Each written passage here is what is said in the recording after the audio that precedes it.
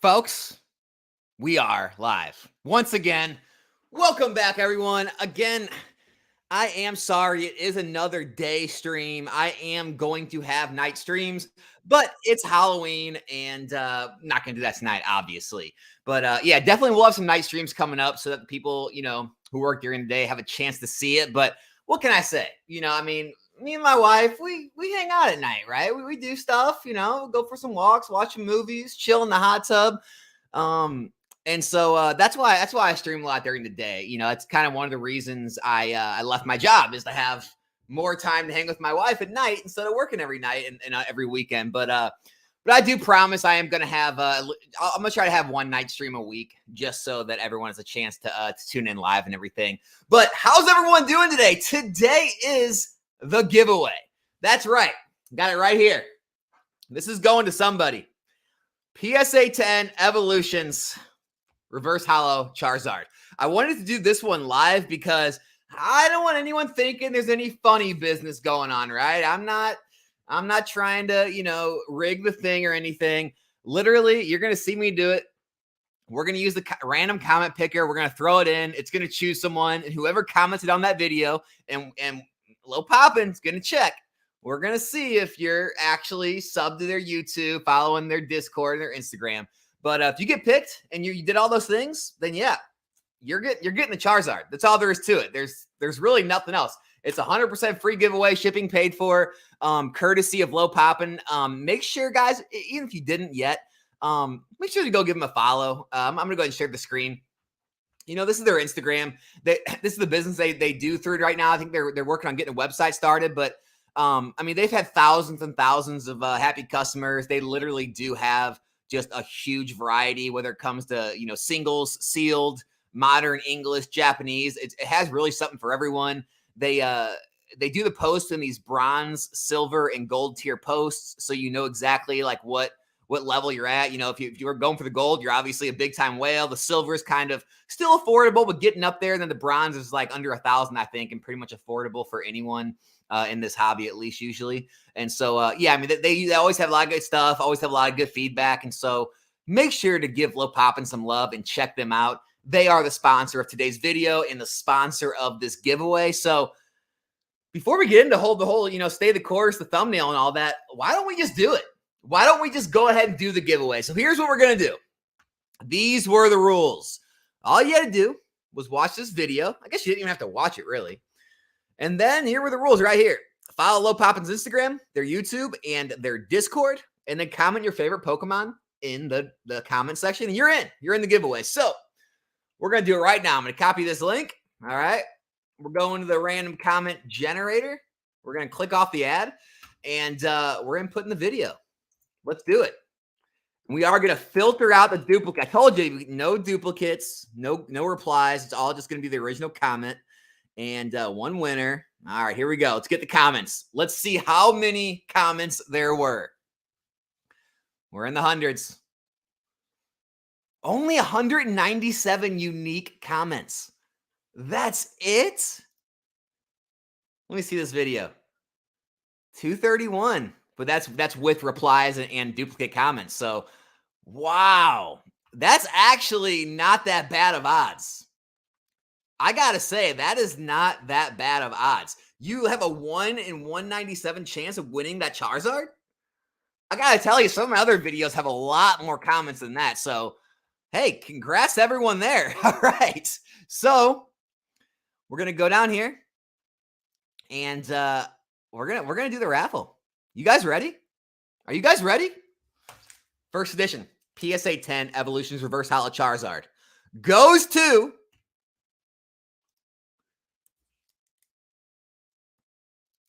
Too Much Tuna. Man, this guy's been following me literally since close to the beginning. I am happy it went to you. My favorite Pokemon is Zapdos. Zapdos is king. Zapdos is supreme.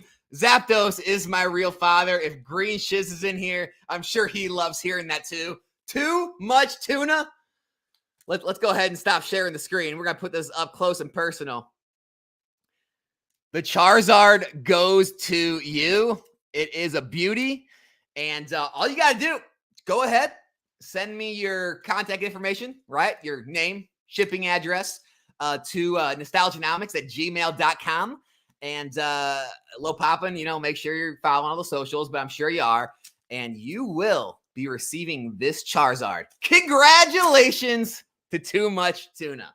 Gotta love it. Sorry to everyone who did not win. I'm going to keep having more giveaways in the future. Don't worry about that. They will be open to everyone. We are going to keep that kind of rolling. But with that being said, let's just kind of talk about this stay of the course thing. Well, let me check out the comments real quick before we go too much further. See what's all the wild and crazy kids in the chat are saying. We got Richie in here. What is up? Pika Pika always. Pokey son, what is going on? How are you doing? Jimbo Slice. What else? We got all kinds of people in here. Some Hidden Fates talk going on. Hidden Fates. Terry Lake, what's up? How is it going? Leaf Green Goblin was in here. AK Cam. I see all you guys. I see everybody. Leaf Green spamming the Cabal emoji. I love it. I love it. Oh, man. Hey, Skippy FX. What's going on, man? Nice to see you in here as well. Picked up some OP3. All right, guys. So, the reason I wanted to kind of have this live, well, one was for do the giveaway live, but two, I posted that video 2 days ago. And, it was Alex being negative for once in his life, right? Alex being realistic, as they say. And I was just talking about some of the things like, with Pokemon printing this many sets and having this many products in every single set, and then now moving into, obviously Japanese market's always been there. So there's always been two markets, but now moving into, the Korean market for a cheaper price point than English or Japanese. And then, moving into Chinese, which, Chinese, they're not knockoffs anymore. They're official licensed product, in China now. And I just feel like, they're really spreading themselves too thin. They're spreading out the market too much. I know the market's bigger than ever. There's more people coming in now than ever. And so we can support all that for now. But it is definitely something to be cautious about because the money is getting spread out so much. I compared it to Lorcana because Lorcana, they're just one language, they're English, right? And they don't have a million products per set. They have a few, but they don't have like as many as Pokemon has. And, obviously they're low printed right now. When they start pumping out the printing on those, I'm sure prices are going to drop and they're going to level out. We're going to see more normalcy. However, it is a smarter route to take, not, throwing so many cards, so many products, so high sets, because I had a lot of negative comments in that video, or not really negative, but everyone, likes to pile on me whenever I say anything negative. They all like to come out of the woodwork, all the trolls and troll me about, I told you Modern was going to go to zero. I never said Modern was going down, but they said that. I told you, you need to throw it all in Vintage. You need to sell it all and put it in the stock market. There's too much of this stuff. None of it's going to be rare. No one's going to want it. Like all the stuff you always hear. And I always love reading those comments. When I make those kind of videos, I know they're coming. Like YouTube's a funny thing. I can literally predict every single video I make. I can make a top 5 video. I know exactly how that's going to go. I know the exact comments I'm going to get. I can make a negative market video. I know the exact people that are going to comment in that. I can make a positive market video. Like whatever content I make, I know exactly what I'm in for. And so when I put out videos like that, I already know how many people are going to pile on me. So it doesn't bother me. It just makes me laugh that people are so predictable. But the same bearish people that are always bearish, always come in and say the same type of stuff. And I don't think it's indicative of like the overall market or like the long term of Pokemon. Like Pokemon's not going to do well just because some things are overprinted, just because they're continuously making new sets and too many sets a year and all that good stuff.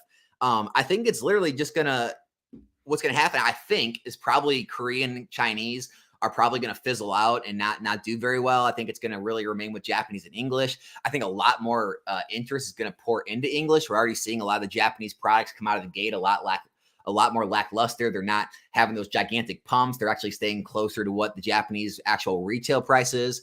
And so the scalping is going to end. And, it's just right now, because all these different languages, because all these new products are coming out, they're not optimized yet. And so, the flippers are having a field day. And you can say, well, Alex, you're a flipper now. So, that's you. It's like, yeah, I make money now, in Pokemon, but I'm never going to be those people.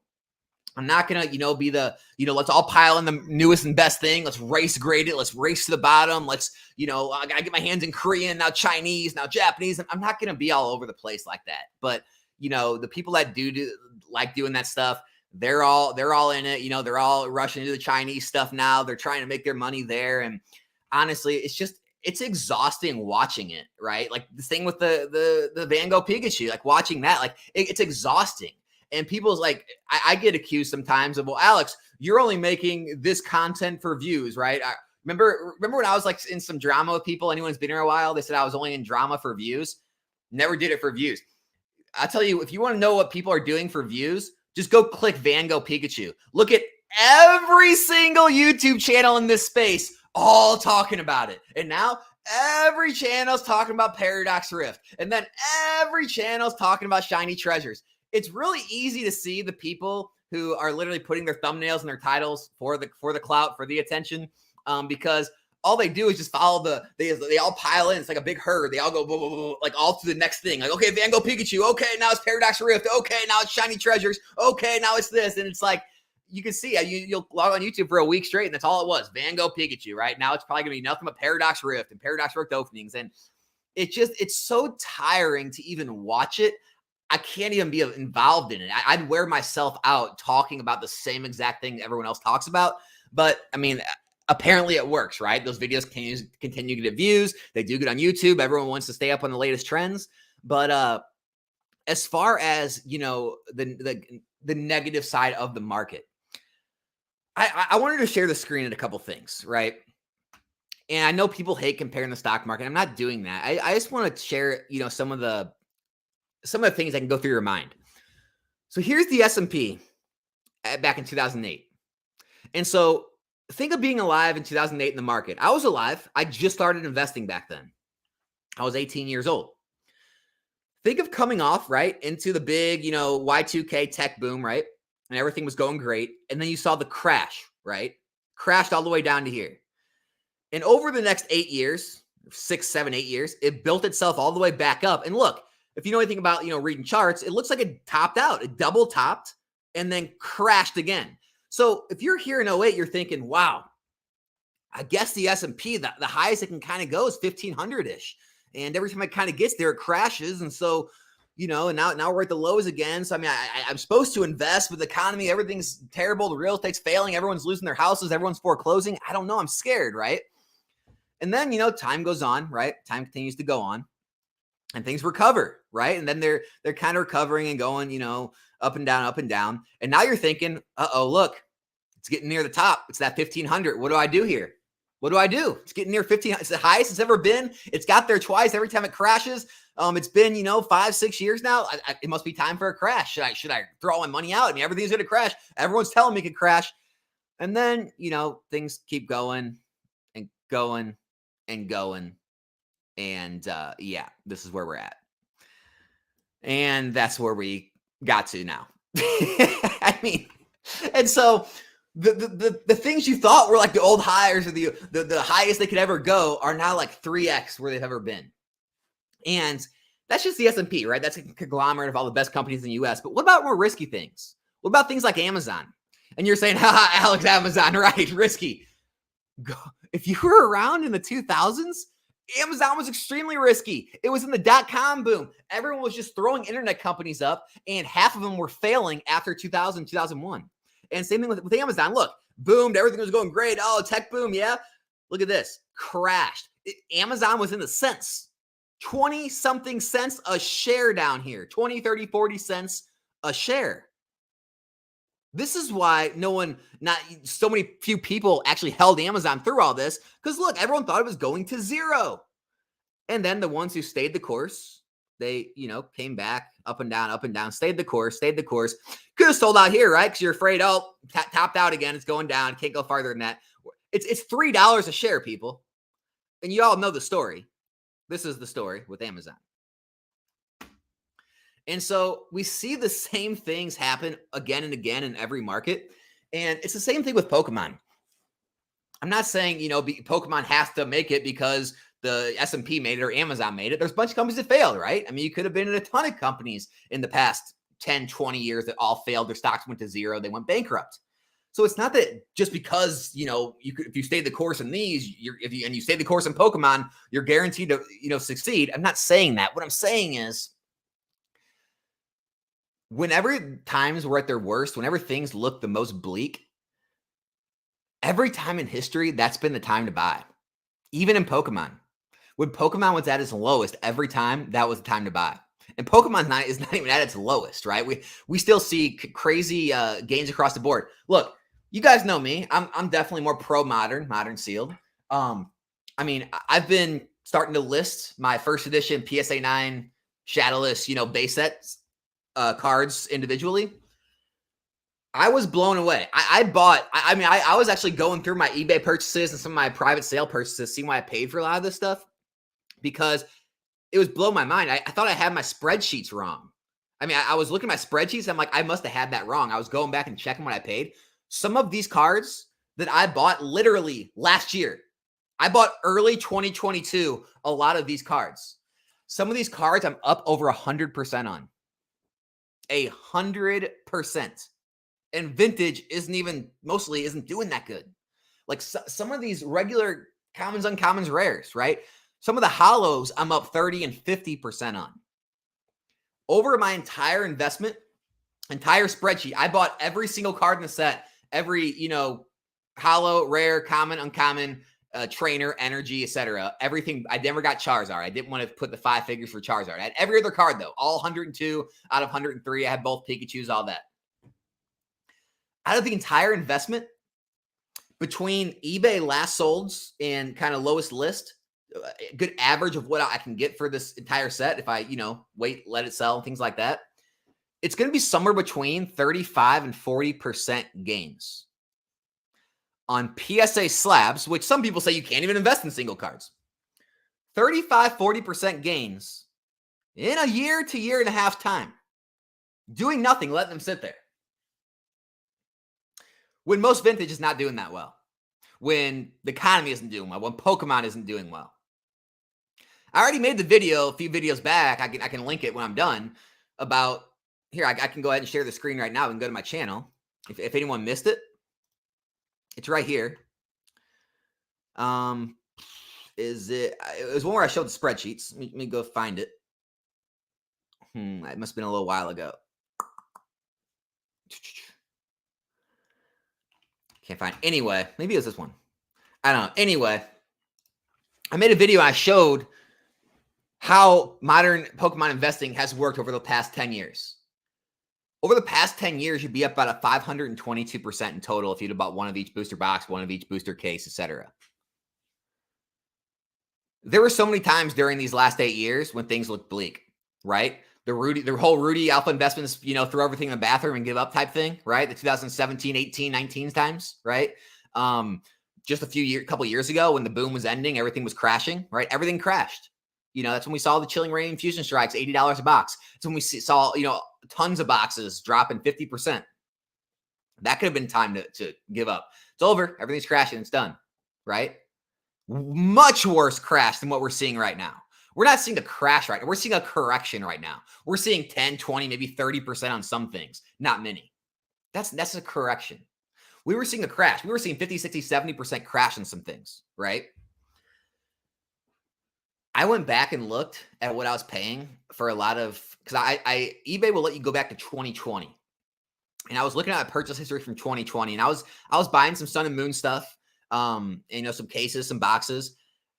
Some of the prices I was paying for some of that stuff, like, it blows your mind that, when things were down, no one wanted the stuff, right? And then the boom happened. After the boom, everything crashed, right? The prices they crashed to were still much higher than what they started at. And I think we're seeing the same thing right now.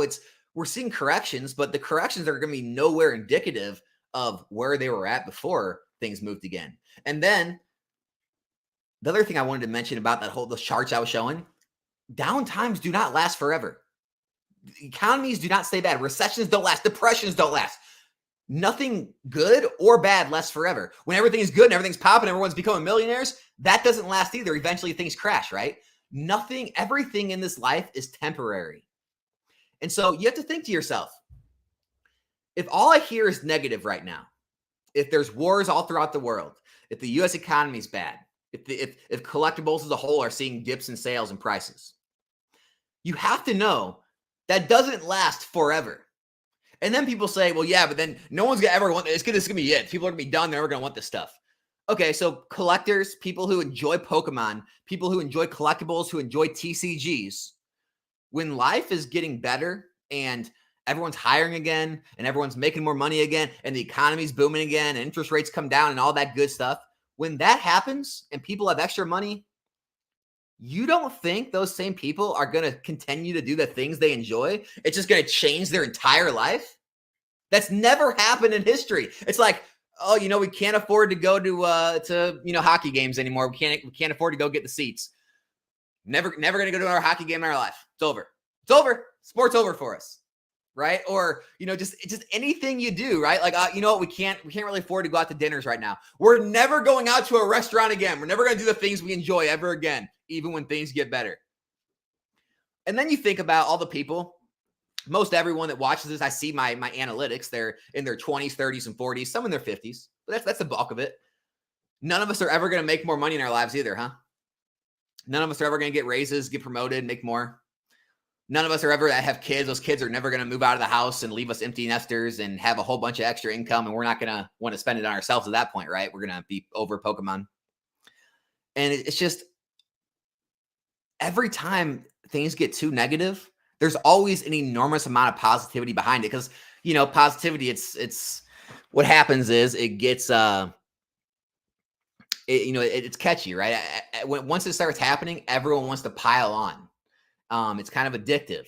And when things do turn and prices do start to rise and people are having success and you're telling your friends, now your friends want to get involved again, it makes those rises more exponential. And that's where people think that things are manipulated or, there's some nefarious stuff going on, is because when things do go to the moon, it's because the interest all comes back at one point because of that fear of missing out. Because of the people who didn't get in when things were low, they don't want to get left behind. And so they all pile in. And even though prices are rising, they're still piling in before they go up. I mean, I've been a victim of this. I mean, who hasn't, right? I mean, anytime you're trying to complete a set, right? That whole set starts rising. You're trying to get those cards on the way up. Or back when I was completing my booster box set, right? I never had cases of most every XY era set. I had to go purchase, XY base set and Phantom Forces and Flashfire and Furious Fist and Ancient Origins. I had to go purchase those on the secondary market after the prices had already risen, right? And the prices were going up and I was still buying. Like, I wasn't thinking, oh, you know what? I didn't get them at $90. I'm never going to buy those again. And I mean, guys, they're public comments. You can go look at my videos. There's always people commenting saying, Alex, just getting back into Pokemon, found it again with 151, found it again with this. My kid just got back into it. Now I'm getting back in. I'm cracking packs again. Really want a Chilling Rain box. You think 140 something's a good price? Right now, yeah. Seems like the market's about 150. So yeah, if you can get in under that, it's a good price. Like, people still want the stuff. It doesn't, just because things rise, people still want it. Guess what? Evolutions boxes sell for $700, $800 every single day. Just because I bought cases of it at 90, does that mean it's wrong for people? And I've talked about this before, but it's the psychology that just because things are going up, no one's going to want to buy them because they already missed their chance. And also, I wanted to address some of the people saying that they told you this was coming. It's kind of like the whole Robert Kiyosaki thing. Anyone who doesn't know that, the rich dad, poor dad guy, he's a very bright person. However, everyone likes the however when I say that. People get caught up in their own mindset and it starts to rule their lives. And I've seen that happen with that guy. He literally has been predicting like the end of the world type mindset for so many years now. And it's almost like you can always just say something's coming. Oh, it's all coming. Get your gold, get your real estate. Don't have paper cash. It's all coming. Everything's going to collapse. Like, Robert, man, I've been listening to you for 10 years. You've been saying that. Like, you've been saying that for 20 years. Like, at what point is it just not coming? Oh, it's coming. Just wait. Next 5 years. 5 years comes. Oh, it's coming. And it's the same thing in Pokemon. Like, you see these same type of characters in Pokemon always saying the big crash is coming. It's all going to end. All the modders, it's all going to come up. No one's going to want this stuff. They're printing too much. None of it's rare. It's all coming to an end. And we've been hearing that now for years now. I mean, it's been multiple years. And guess what? Next year, we're going to hear the same thing. And the year after that. And we're all going to hear how this isn't going to work. And then we're going to all find ourselves in our 40s, 50s, and 60s. And the same doomsday sayers are going to keep saying, it's coming, it's coming. It's like, well, what if I just get on here, right? Because that's okay. Everyone kind of respects that. And they kind of like, yeah, you're right. I can see that. What if I got on here every day and I was just like, guys, it's coming. The next big boom. The next big, this is going to be bigger than Logan Paul. I'm telling you, it's coming. And every day I just say that. No, next year it's coming. We're going to have a bigger boom than Logan Paul. Everything's going to go past the moon this time. I'd be looked at as a maniac. It's crazy. But the people saying it's the big crash is coming, they're always seen as like the level-headed ones, right? It's like, it's okay to be negative, but as soon as you're positive, then you're the psycho. So just be careful with all this I guess like acceptable speech or acceptable thoughts out there, because you'll see it, it's okay when you're bearish. People in the chat, everyone's cool with being bearish. Everyone's like, yeah, I can see, yeah, it's just coming. These are going to crash. Oh my gosh. But then as soon as you have people start talking positive, it's, oh, look at the pumpers, look at the shillers. Oh, we saw these guys back in 2021. They're the same type of people. And it's like, guys, come on. You can't have it both ways. You can't simultaneously say, well, we can talk about the future being bad, but you can't ever predict the future being good, right? It's like, well, they're all predictions here. It's like, no. Our predictions make more sense because bad is more likely. Like, is it? Every time in history, the markets, the cost of collectibles, after every crash, they've all set new highs when the economy, everything boomed again. Like every time in history, everything, cars, houses, collectibles, the market, I mean, anything you can think of is more expensive after a crash, like 3, 4, 5, 6, 7 years. Everything reaches new heights after things downturn. They never stay downturn. So what's more realistic? That everything's going to crash and stay at zero? Or that there's ups and downs in markets, and after downturns, usually things come back stronger than ever? What's more realistic? That's basically the main thoughts I had on my mind today. I just wanted to get all that stuff out. Congrats again to Too Much Tuna on that win. Let's take some chat, guys. I'm not going to go for a marathon today, but I will take some of the questions. Maybe we'll stay for an hour or something, but I'm not going to take up your whole afternoon today. Hope everyone has a great Halloween. If you got kiddos, have fun trick-or-treating, get some good candy. And, parents, come on, don't steal all your kids' candy. Don't do that. Let them have a little. But no, I hope everyone has a good night. I think me and my wife are just going to stay home and watch some scary movies and have some good time. I think we might rent that Nefarious movie. Has anyone seen that? We've been waiting for it to come out on like a streaming service, but it just won't. It won't come out. You have to rent it. So I'm like, whatever. We'll pay the money. We'll rent the movie. Jeez. I don't know why I have all these streaming services when nothing comes on streaming anymore, but that's a story for another day. What's going on in the chat, guys? What do you got for me today? Brett says, I picked up some OP3 and OP4.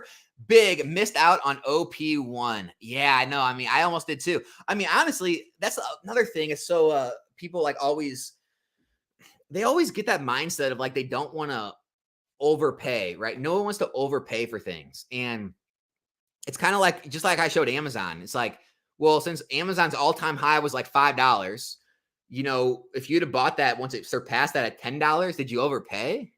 Right? I bought all these first edition base set PSA 9 cards I have. I didn't own these. I mean, I own some of these. Like I own some 9s and 10s back, before the boom when I sold in, like anything I graded myself. But I bought all these. I bought them off the open market. I bought some on eBay. I worked some deals with people offline, Instagram, private messages, but I bought all these.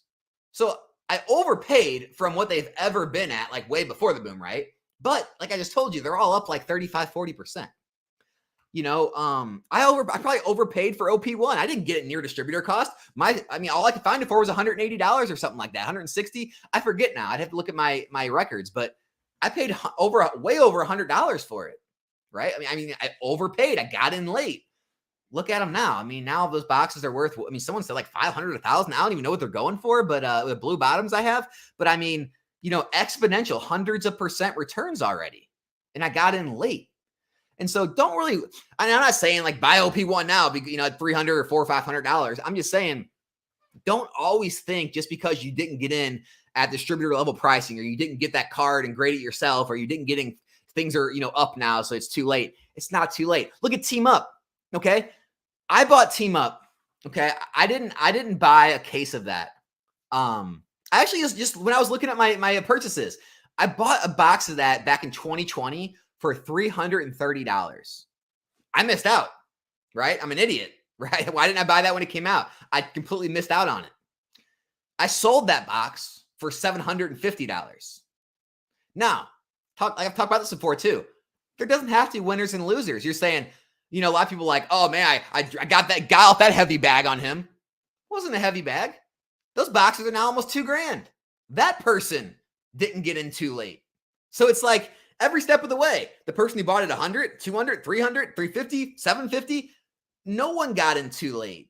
And so don't always think this is prices are up, you're too late on something. It's not always the case. There's always gains to be made.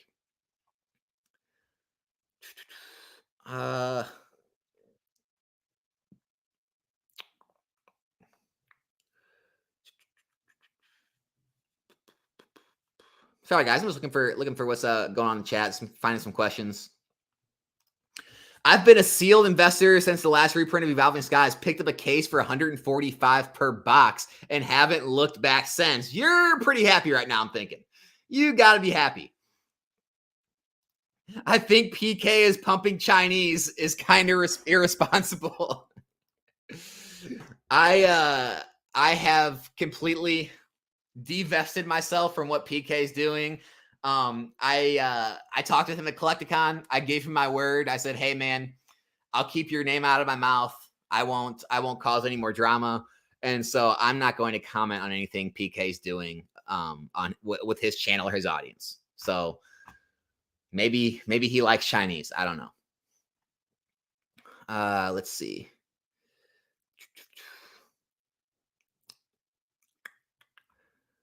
Dylan said, I'm worried what might happen to One Piece cards once the anime ends. It's confirmed over halfway done. Isn't it? Oh, isn't it? I don't pay attention to the actual anime or what's going on with that. Could be an issue. That definitely could be an issue if the anime ends. I'm not too sure, but I mean, I know right now it's hot. I mean, it is hot. But it kind of goes into, what I've always talked about with investing in this stuff. You don't have to hold it forever. I know some people are in this, mindset of I got to hold it forever if I'm an investor, or it's got to be at least 5 to 10 years. Look, if you got a chance to take advantage of something, take advantage of it. Look, definition wise, I've talked about it before. I used to get in debates about this. Anything you buy for the sake of putting money into for it to be worth more in the future is basically the definition of an investment. I mean, I could pull it up. I think I might just do that just because people are always like so litigious about this stuff. And so I finally just like made a video one time about just defining an investment. All right, here it is. Investment. I'll share it so you guys can see it. The action or process of investing money for profit or material result. So an investment is literally anything that you put money into to possibly gain money in the future. And so there's no time limit on investments. So my mindset, I'm putting money into something for future growth. And I have a, dollar amount in mind, like sometimes I just kind of feel the markets out. Same thing with One Piece. I put money into it. I'm ready to hold it for the long term if it takes years. However, if that box is really going for $500, $800, $1,000 in the market, sometimes it makes sense to sell after a few months. It doesn't make you any less of an investor or that product any less of an investment. You're just taking advantage of the market, right? You're playing the markets. Now, another One Piece box might take 3 years to gain value to the point where you actually want to move out of it, or even 5 years. It doesn't matter the time frame. It's all about understanding what you're looking for, what kind of gain. And so when it comes to, what happens to One Piece in the late term future after, the anime ends and all that, hey, if it gets to the point where, things start to trail off, the popularity starts to end, less people are playing, less singles are selling, the stores are seeing less sales, hey, maybe then it is the time to start to, sell out of your positions and maybe hold some long term after you already have your profits. But yeah, right now I just don't see any type of danger on the horizon for One Piece in the short term, at least.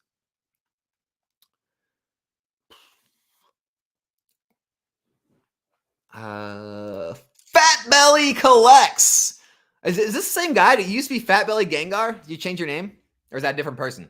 How do you feel about the sealed trick or trade if you get under MSRP? I don't mess with those sets, man. I don't mess with those. I don't really mess with the McDonald's sets or any of those like fun, kitschy things. But I mean, they might do well. I don't know. Like there weren't like really like major chase cards in the first one. Like, are there major chase cards in these?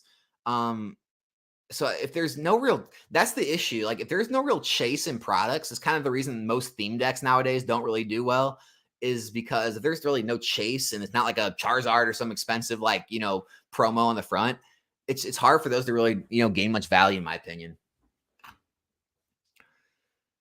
Yeah, I'm just, guys, I'm not about the whole Chinese stuff, right? I mean, I know there's all the flippers and all the mania. Everyone's trying to, like I said, it's all like a herd. I mean, I watch this stuff and it's such like a herd mentality. You see everyone. I mean, remember before it was the Unagabas. Everyone's go to the Unagabas. Now it's go to Korean. Now it's go to Chinese. Remember? Because like now Japanese is all, everything's fallen. Things aren't as scalpable. So now everyone's like, oh no, we gotta leave Japanese. We gotta go somewhere else. We need money faster. And it's just, it's so like tiring to watch it.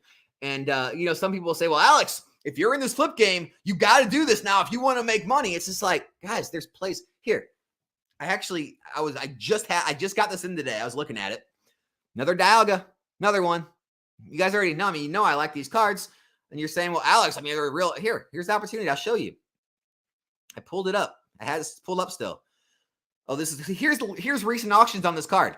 PSA 8s go for in the mid to low 200s. PSA 9 just sold for $450. So that's what 8s and 9s are worth. I don't think this can get a 10, but it's 9 worthy. Worst case scenario, it gets an 8, right? How much did I pay? Right here. I won one of those big comic consignment auctions. Won it for $133.48 plus 5 shipping. $130. That's all this card cost. This card cost me $138. It is mint.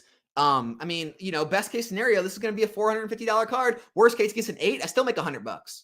And there's just tons of these plays out with XY, Sun and Moon. It's just, I don't know why people make it seem like you have to like play this race to the bottom with the brand new sets. And you got to all pile in Paradox Rift. We got to rip a million cards. We got to buy 100 singles and send them all in, throw them to CGC because they get them back faster than PSA, dump them on the market. And we got to stay in this rat wheel. I want no part of that. Like, if that's what it takes to make the maximum amount of money, well, then so be it. I won't make the maximum amount of money. I'm not worried about that. I'm worried about, like I said, providing a life for me and my wife that we enjoy, that we can continue to build, that isn't going to wear me out or wear me down or do something that I hate. Like I just left something that I hate. Why would I want to do that? That sounds like I would hate that, constantly playing that herd mentality race to the bottom. Like there's too many plays out there. I don't need Chinese. I don't need Korean. I don't need Japanese. I don't need the brand new stuff. Like there's enough out there for everyone to eat. I don't understand it. Timo, are you saying the stock market has a ceiling? I really like this theory. No, I said it's actually the exact opposite. It's people create their own boxes, right? People create their own limitations. And when they see things like they'll already like, they'll look at the stock market, they'll look at a stock, right? And they'll already put like a max in their mind. They'll already have a top out in their mind. Like, oh man, if I buy this could go up 50, 100% even. This could double. And it's like, why can't it triple? Why can't it 10x? I mean, when you've day traded, I've day traded full time. When you've seen the things I've seen, anything's possible. No, so I've seen literally a stock in one day, okay, go from $10 to $100, and then the next day it went from $100 to like $300 or $400, and then the next day it started crashing. So $10 to $400. There are no caps. Like there are no, and the same thing goes with Pokemon cards. Things can go forever, right? Things can pump forever. When everyone's asking about the Van Gogh Pikachu, Alex, how high can this go? Stonks can go forever. Eventually, there will reach a capitulation point and they will fall. They will come back down to earth. What I'm saying is just the GameStop thing, the AMC thing, right? That type of stuff. Things can pump pretty much forever. There's really no ceilings. And so that's what I would tell people is try to remove your own limitations you put in your mind, like for yourself or for your investments. I understand it's important to be realistic, but just remember when markets behave irrationally, I used it. Everyone likes to talk about it. Everything's irrational. Anything that goes up exponential is irrational. While I don't believe that, there are irrational pumps, right? Like we saw during 2020, 2021. When markets behave irrationally, you can see enormous gains, 10, 20, 30, 40, 50x, 100x. You can see crazy stuff like that, right? So, but again, like, people act like, when modern goes up 30 or 50%, that's irrational, right? Or people paying, X amount for a modern card over a vintage card, that they're just being irrational because of the pop reports and the rarity and this and that. I don't get into all that. I don't believe in that. But yeah, there are irrational things with markets. But when that happens, you don't want to be on the wrong side of it, right? Whether it be going up or down. So no, I don't think there's ceilings. I don't think there's ceilings. There's the bottom though, right? The bottom zero. You always know your risk is going to zero, but the possibility of a gain can go forever. I mean, it won't, right? But it can. Like that's just, in theory.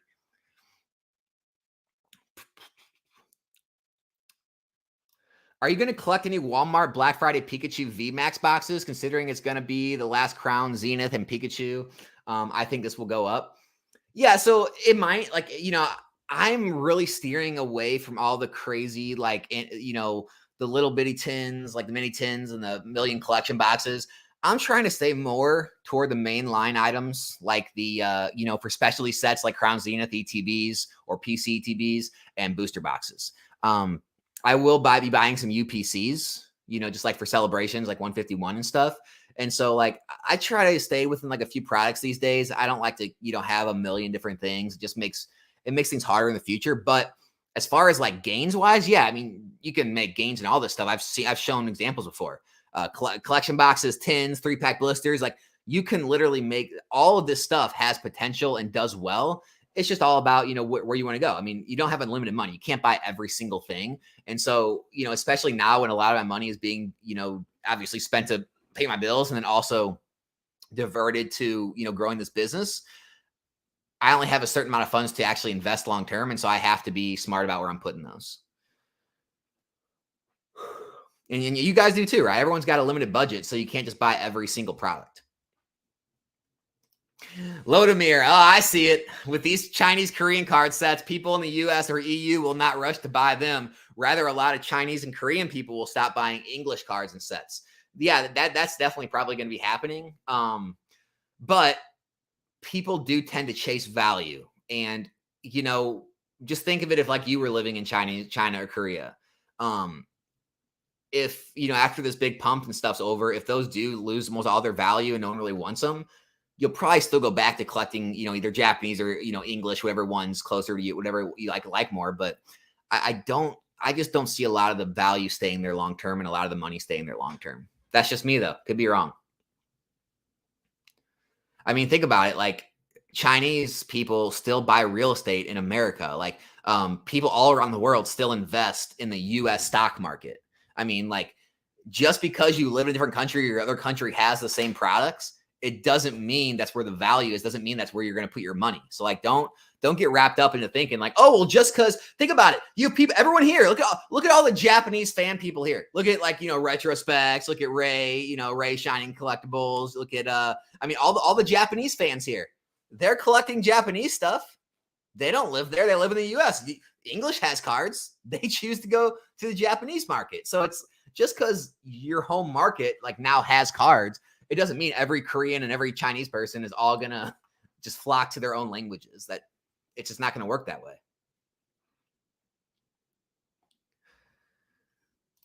Hey, Alex, I'm applying dollar cost averaging with SV cases. Thoughts? SV cases saw some crazy lows. Look, I know a lot of people always like to talk about what happened back before, modern. I don't talk about that. it was a completely different world. It was before social media, before smartphones. It was before, YouTube, before all this was going on. Maybe YouTube was around, but it was before modern day life. And so, yeah, I'm sure Fossil, Jungle, some of the mid-era stuff got lower than $70 a box. Guess what? We have not seen any modern boxes. I don't care how bad the markets were. Not one modern box has made it under 70s, high 70s, mid 70s. Now, I know people will say like, oh no, I did this. Look, I'm sure there were private sales out there that went lower. As far as what most people consider the open market, eBay and TCG Player, in the whole 8 years I've been around at least, and even before that, I'm pretty sure we've never once seen boxes go under like $75 to $79 on the open market. Ever. When Roaring Skies Primal Clash got destroyed, Evolutions, when any reprint happened in Sun and Moon, when, Chilling Reign, Fusion Strike, Battle Styles, now with, Scarlet Violet base and stuff, everything's leveling out right around that $80 range. Some go a little under, a little over. That's been the bottom for modern Pokemon boxes for the past 8 years. And it doesn't look like it's going to go any lower. So, yeah, if you're able to dollar cost average around the $80 point, I'm not saying it's something that's going to like fly up immediately and you're going to get rich, but there's a good chance that's the lowest we're ever going to see on those boxes. Now, it might not reach 100, 110, 120 for a year, 2 years, however long, but I'd be surprised if they go much lower than that on the open market. I'm sure someone could tell me about their Discord, Facebook, private sales, some website that ran a sale, TikTok. I'm sure you found a better deal somewhere. People always say they did. As far as the open market's concerned, that's the lowest they're getting.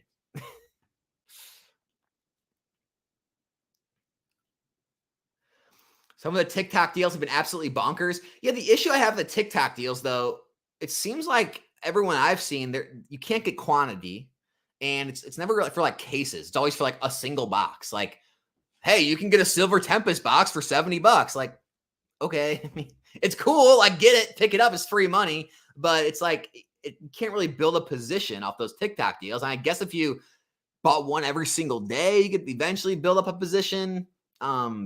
But I think eventually it's going to go away. So I don't think it's going to be like a good plan for the future to always do that. And I don't know.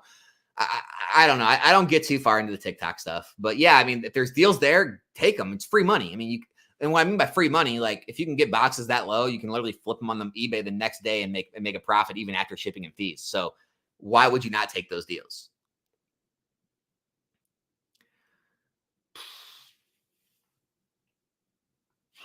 If you guys are worried, don't invest. You don't have the correct temperament to be an investor in the risky market. Yeah, exactly. I guess the other thing, it's like, if it worries you, if you're like losing sleep at night, if you're like checking the prices every day, every week and worried about the fluctuations, maybe it isn't for you. Like you don't have to invest. I'm not mad at you.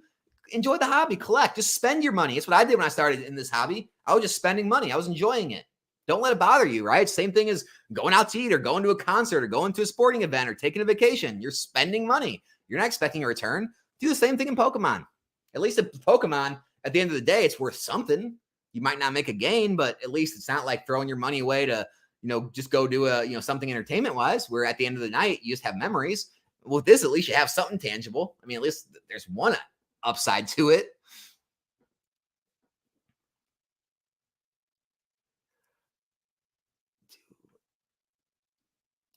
Do we think we're ever getting off this topic? What topic is that, your average player? Mike says, I don't trust the boxes on TikTok. I mean, there might be sellers not to trust, but I mean, there's some big time, stores that have been around a long time and they have legitimate product. The reason they're able to offer those prizes is TikTok's footing the bill.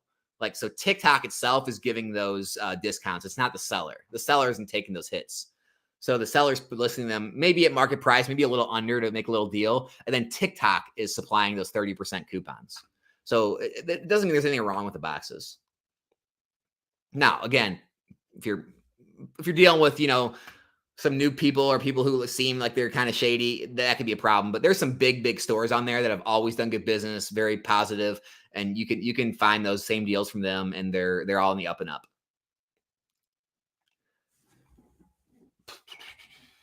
Where am I? Oh gosh, how do I always find myself so back in the chat? Oh, all right, I'm gonna try to get ahead. Here we go.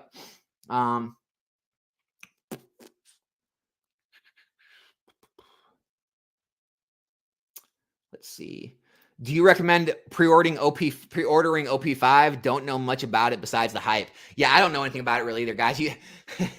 That's the issue with talking about One Piece. You're gonna notice I do shy away from those questions quite a bit. I don't pretend to be a One Piece expert. All right. I'm not.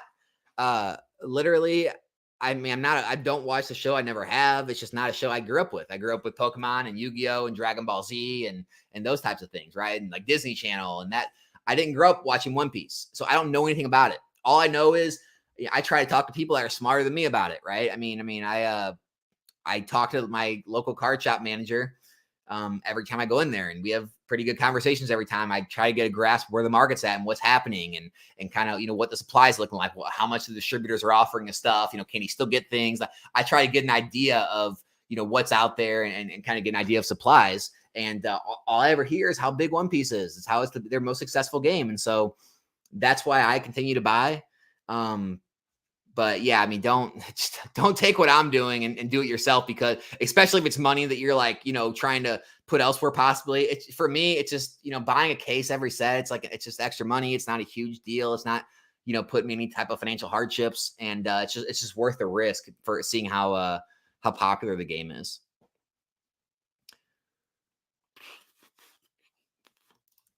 All right. Trey says, to me, consistency doesn't matter which way the market moves. If you believe in it, invest in it. If you can't sell it right off, well, if you enjoy it, holding shouldn't be an issue. Yeah. I mean, it definitely helps to invest in stuff you enjoy.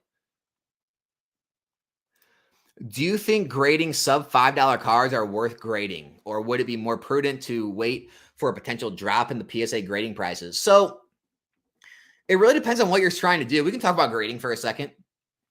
There's a lot of cards out there that are hard to grade, right? Where you'll look at TCG Fish and, they'll have like a, I don't know, 20% 10 rate, where they're very hard to grade. A lot of these times they're like hollow promos or, just things that, came out of the packaging bad or whatever they are. And those will have massive upsides to 10s. And so, I mean, I've taken some of these risks. We're going to find out how they go. Some of them well. I've already, done well with some of them, but where, you can buy the cards for cents, for $1, $2, $3, $4, $5. And the PSA 10 might be worth, $80, $100, $120, $200, to where it makes sense to take those risks. Now, if you're asking me, should I grade a $5 card that in a PSA 10, it might be worth, you can't even find one sold, or maybe it's worth like $25, $30. I probably wouldn't waste my time with it. As far as like what I do for my flipping now, I've really tried to, I still have some orders coming back. So you're going to see, I have low value cards.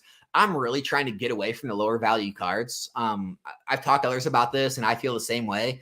I've just find it that the expensive cards, the big hits, the ones that are multiple hundreds and PSA 10s, those are not only the better dollar amounts that you make, more money you make, but they're also more liquid. Like it's so much easier to sell a PSA 10 Charizard than it is to try and sell like a PSA 10 Slow King or a PSA 10, so some random PSA 10. And so I've really gotten away from chasing margins when it comes to my business, because I'm not a volume guy.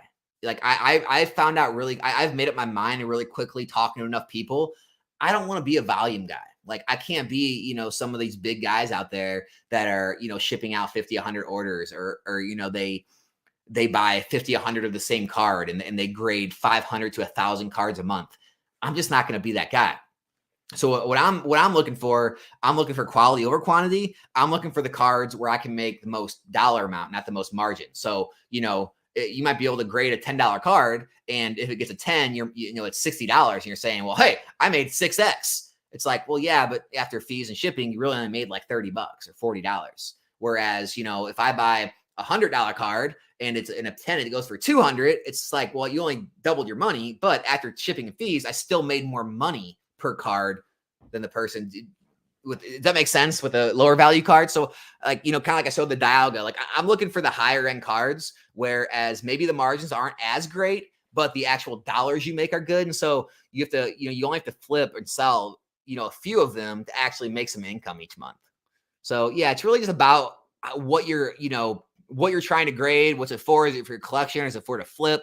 And then, what do you have to gain from it? Like, what are the 10s going for? What are the 9s going for, right? Is the 9 at least selling for, in this example, like $25, to where, even after your $15 grading fee, $5 cost for the card, you can still pretty much sell it and ship it, eat little fees. You might lose a couple bucks, but you're still able to get out of it without losing too much. Those are the things I'd be asking myself. I agree with that end. The sealed boxes are cooler than cards. Look, it's just me. I mean, I've always gravitated to sealed over singles. Always. I've said it before. The first thing I ever bought when I came back to the hobby were the first 3 sets: Jungle, Fossil, and base set, just because I just wanted to have the old cards I grew up with. But after that, I think like almost every purchase I made was like 95% of the purchases I made were all sealed. I purchased, sealed theme decks and sealed packs and sealed blisters and sealed other little products. And then I got into sealed booster boxes, and very small amount of that was ever buying singles. I just didn't care. The singles that I did end up acquiring were all from mostly box and pack breaks. Crazy to see, it made sense to crack packs back then because the markets were not as optimized as they are now. So don't do that now. But I mean, a lot of the singles I acquired was all from collections I bought out and was able to grade, or packs I opened that were able to grade. I didn't ever really bought a lot of singles. Like, all my shelves were all filled with sealed product because it just, I don't know, it displays better. I like it better. I've said it before. Give me a first edition base set booster box over a first edition base set PSA 10 Charizard any day. Any day. Oh, Nefarious, just okay. Man, it looks really good from the previews. That sucks. Well, don't ruin it for me. I'm watching it tonight. I kind of gave my thoughts on the crazy TikTok deals. I mean, most of them up and up. TikTok's funding the bill because they're trying to build the TikTok shop. So they should be all in the up and up, legitimate product, real deals.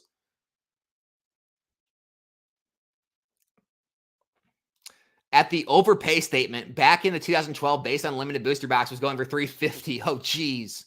If you paid $400 at auction, some people said you got gypped and laughed at you. So when I bought my base set booster box, I paid one of the most money that base set box ever went for. It was like $2,000. And at that time, auctions were still going a little lower. There were actually like other boxes. Like there was actually like another box listed. I bought one that was mint. I'm like, I don't care. I'll pay a couple $100 extra, but I want a absolute mint box. So I paid extra just because I wanted the box mint. And a lot of people don't understand that either. They'll see like, especially buyers, they'll try to get you. They'll say, hey, so here's the recent sales. This box just went for $350 at auction. So will you take $350? It's like, did you see that box? It had dents on the corner. The plastic, looked like it had been through, a washing machine. No, I'm not taking that. And so when it comes to sealed product, how mint that box is, how tight, unfortunately, it doesn't always come out of the box tight, but people like that tight plastic, no dings on it, no scuff marks. Like that box is always going to be worth more to collectors than one that has a bunch of damage. It's roughed up. It's got dented corners. It's out of shape, whatever it may be. And so, I paid extra when I bought my box just because I wanted it mint. And so, I mean, I had the long-term mindset. Like I had the vision. I mean, that's kind of what it takes in this. You can't always be worried that you missed out on everything, right? I mean, everyone's always going to miss out. Like the only way to not miss out, I guess, is to get it from your distributor or, buy, right now, buy those $80 boxes of Scarlet Violet base. Like that's the only way you're going to get it at the bottom, because pretty much anything else you buy later on, well, someone got it cheaper from distributor. Someone got it cheaper on the secondary market. When it comes to a card, right? Oh, well, someone graded it. They bought it raw cheaper and graded it cheaper. There's always going to be someone that got it cheaper. You can't worry about that, right? Guess what? The people, think about this. Like we will talk to Amazon or S&P. The people that sold the stock anyway throughout the way, at Amazon was $5 a share, 20 cents a share, $10 a share, $50 a share. Any one of those people that sold that stock to someone else, it wasn't too late. That person still probably did better than the people who sold it to them if they held longer. And so it's like, this gets into dangerous territory because people say, well, Alex, so you're just saying everything goes up to the moon. You can just hold it. I'm not saying that.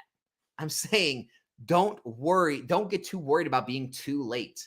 I don't think most everything right now we're not too late to, especially after this huge, everything came down after the boom and now everything's kind of, deflating again. So if anything, the time to buy a lot of this stuff is now. I just made a video yesterday about it was the top 10 PSA 10s in Sword and Shield under $50. And there's countless more under $100. Like there are so many amazing cards you can get in a PSA 10 that are like take 500 packs to hit. You can buy alt arts for like $60, $70, $80 now in a PSA 10 that you can't hit in like 2, 3, 4, 500 packs. So to me, doesn't feel too late on those, but you know, someone else got them cheaper. Someone else graded them raw. You know, maybe they'll fall more. Like it's just, you can't get into all that. You have to, you know, have a vision in mind, not second guess yourself, and, you know, be able to have the funds, you know, the actual funds to be able to hold that and let it appreciate, because appreciation takes time. It's not a flip. Investing is not flipping. Everyone's always asking for Steve. When you bring in Steve back, I got to catch the live. Yeah, I'll talk to him. You know, Steve's always welcome back on the channel. You guys know that. Black Friday is almost here. What reputable sites can we find booster box deals? They're all out there. I can't name them all. You know, just do what you do when you find anything online, right? You know, if you find a site that's got deals, just go type it in Google and look for reviews on it. I mean, most all these sites have reviews, and you'll have, you know, second, third parties that have reviews. You'll find maybe a online forum will pop up if someone had issues with them. It's pretty easy to do. You know, if you're savvy at buying things online, I'm sure you guys will be fine with that. Do I have beef with Rudy? Dude, Rudy is the GOAT. Why would I ever have beef with that guy? Let's see.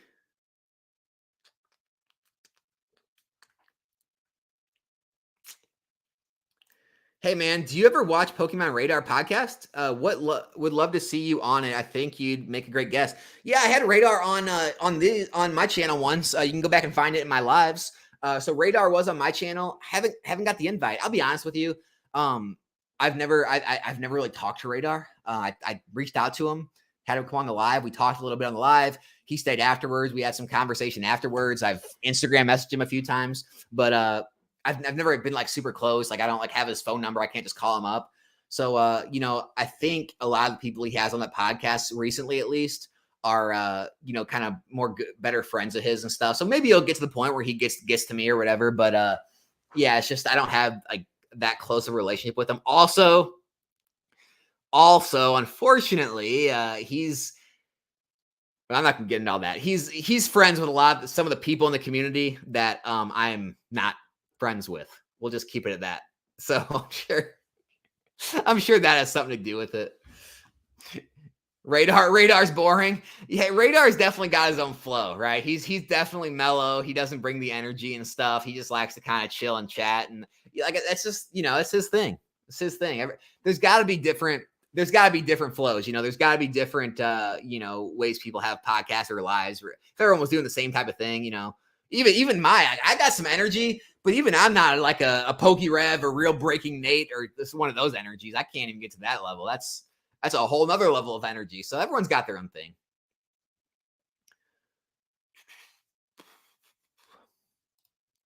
Thomas Cook, good purchase in my opinion. Would you share the website? Don't know what you guys are talking about. Sorry. Thomas Cook, share the website.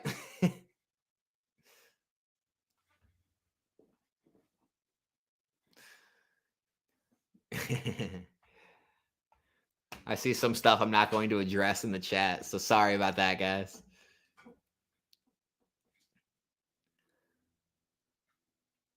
Twice Baked Jake got demolished by Opossum Bud. Did Opossum Bud go after him? Opossum Bud goes after a lot of people. I mean, he even made that little skit about me making fun of the whole punch in the bag thing. I mean, none of that stuff bothers me. Like, I don't know. Like, Jake, you know, Twice Baked Jake, he might be a little. I mean, I can tell he's a little more introverted. That one of those things might get to him, and that's what stuff I don't like. Like if Opossum Bud's going after people that, you know, you can kind of tell can't really take or don't want to take as much of the heat. I don't like that stuff. Like anyone can come at me. Like anyone can make any videos they want coming at me or making fun of me. It doesn't bother me, but yeah, I wouldn't go after guys like Twice Baked Jake. Like, look at that guy. What is he doing bad? What kind of drama does that guy get himself in? The guy just gets on camera and talks about what he likes. Like, why go after Twice Baked Jake, right? That doesn't make any sense to me.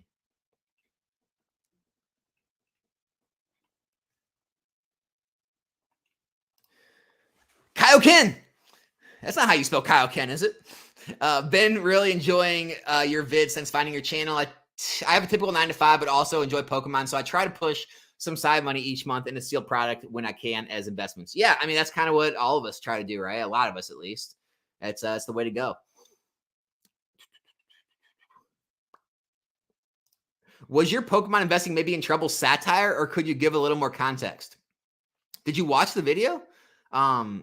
It wasn't satire. It was, I mean, it's very real, like short-term issues, right? I mean, you know, there's the sets are getting larger and larger, right? It's so hard to complete sets. So collectors kind of don't like that. The sets come way too fast, especially when you're like the mainline sets, then you got specialty sets, then you got the McDonald's promos, then you got the trick or trade, then you got another set. You know, like right now, we just got 151. Before that, we just had Obsidian Flames. You barely had a chance to collect the Charizards, and 151 came out. And now people like literally are still collecting that. Paradox Rift is on the way. And it's like things are just happening way too fast.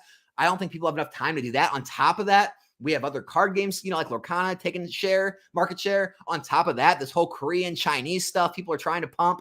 On top of that, you got the, you know, Pokemon Center promo stonkers with the felt hat Pikachu, the Squirtles, all that. There's just so much so quick these days. Yeah, I think it is an issue, right? I mean, people only have so many dollars, and when those dollars can't be focused on, you know, so many products, right? There's so many different products now. When those dollars can't be focused as much, that definitely spells issues. So no, I'm not. It wasn't clickbait. It wasn't satire.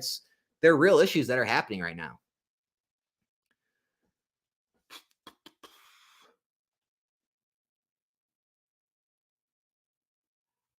There should be only Japanese and English, as Japan is the origin, and English is the business language spoken in the worldwide. It may get back to that at some point. You never know. Like these may be flashes in the pan. I know Yu-Gi-Oh had like Korean stuff at one point. They were trying like Korean LOB packs, and people were opening those because LOB was too expensive. But look what English did. They just reprinted LOB. And so now, you know, you can open Yu-Gi-Oh stuff, the old stuff. And so like, you know, the Korean stuff kind of fades away because no one really wants, like the majority of people don't want cards in that language. They were just opening it because they were cheap. And I think that's what will eventually happen, you know, when the prices kind of stabilize, you know, especially with Japanese prices coming down. Why would you go to a different language when you can just go get an English or Japanese product cheap? It doesn't really make sense. Unless, again, I get it's your home language. If you live there, you might get them. But as far as like holding value or trading or selling worldwide, it's going to be very difficult in those other languages.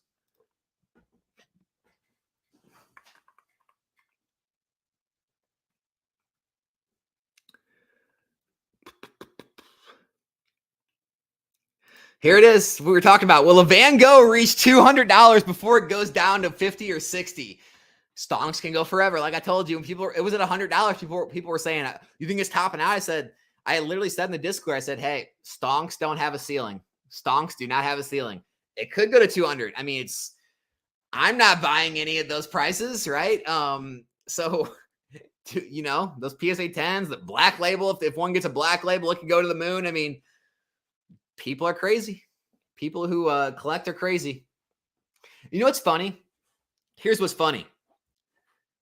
All the new sets get released. Everything goes to the moon, gets stonked, right? People pay hundreds, thousands of dollars for these cards. Then black labels, people pay even more.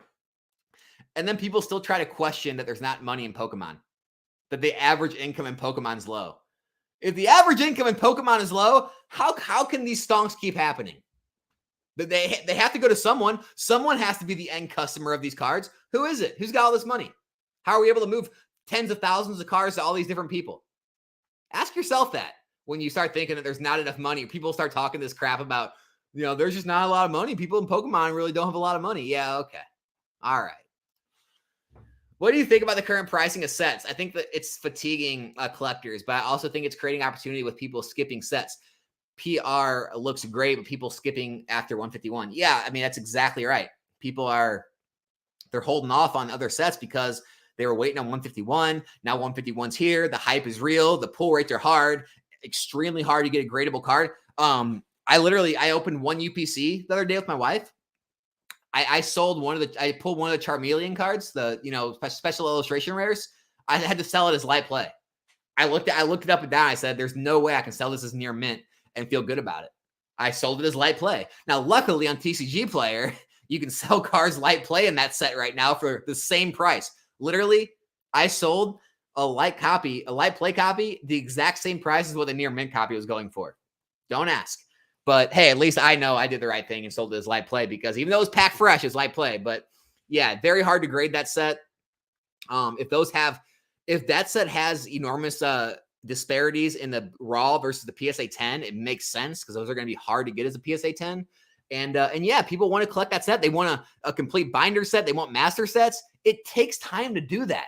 Like I said, people only have so much money. If people only spend, so much per paycheck or so much per week, it takes time to open that much product and complete those sets. And for card shops and online stores, it just takes time. And with Paradox Rift already coming out, we haven't had enough time for 151 to enjoy. And so, yeah, it's definitely an issue. The fatigue is going to become very real.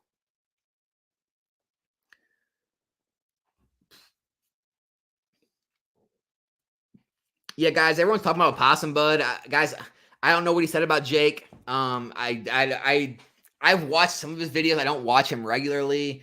It's just not my cup of tea. I don't dislike the guy. He's doing his thing. He's obviously doing better than me. He's got, a lot more subscribers than me. He gets him a lot more views. And so no hate to the guy. I mean, there's obviously a big market of people that want that kind of content. It's not my cup of tea, but, and other than making that one video, which was like a parody, it was funny. I laughed at it. I think I even shared it. I thought it was hilarious.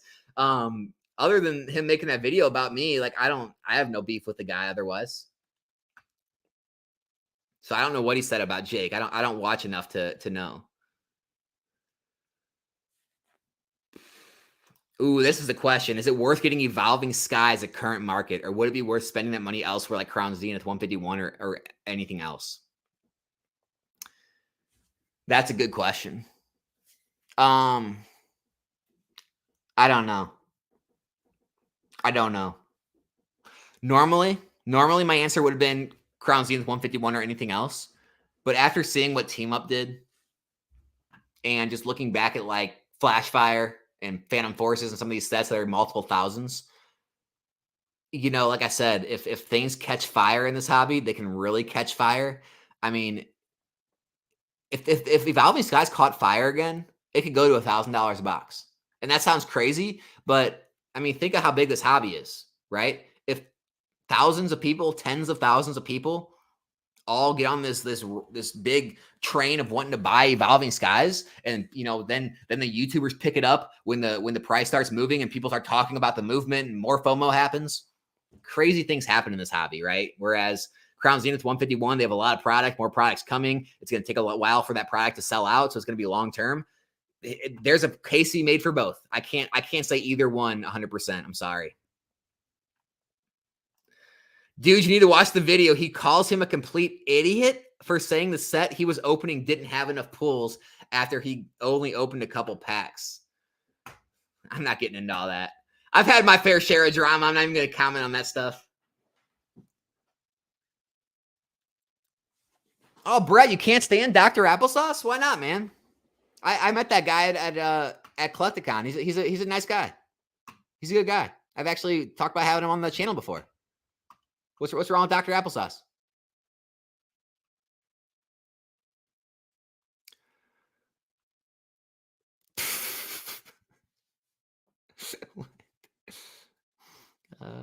People say some crazy things in chat sometimes.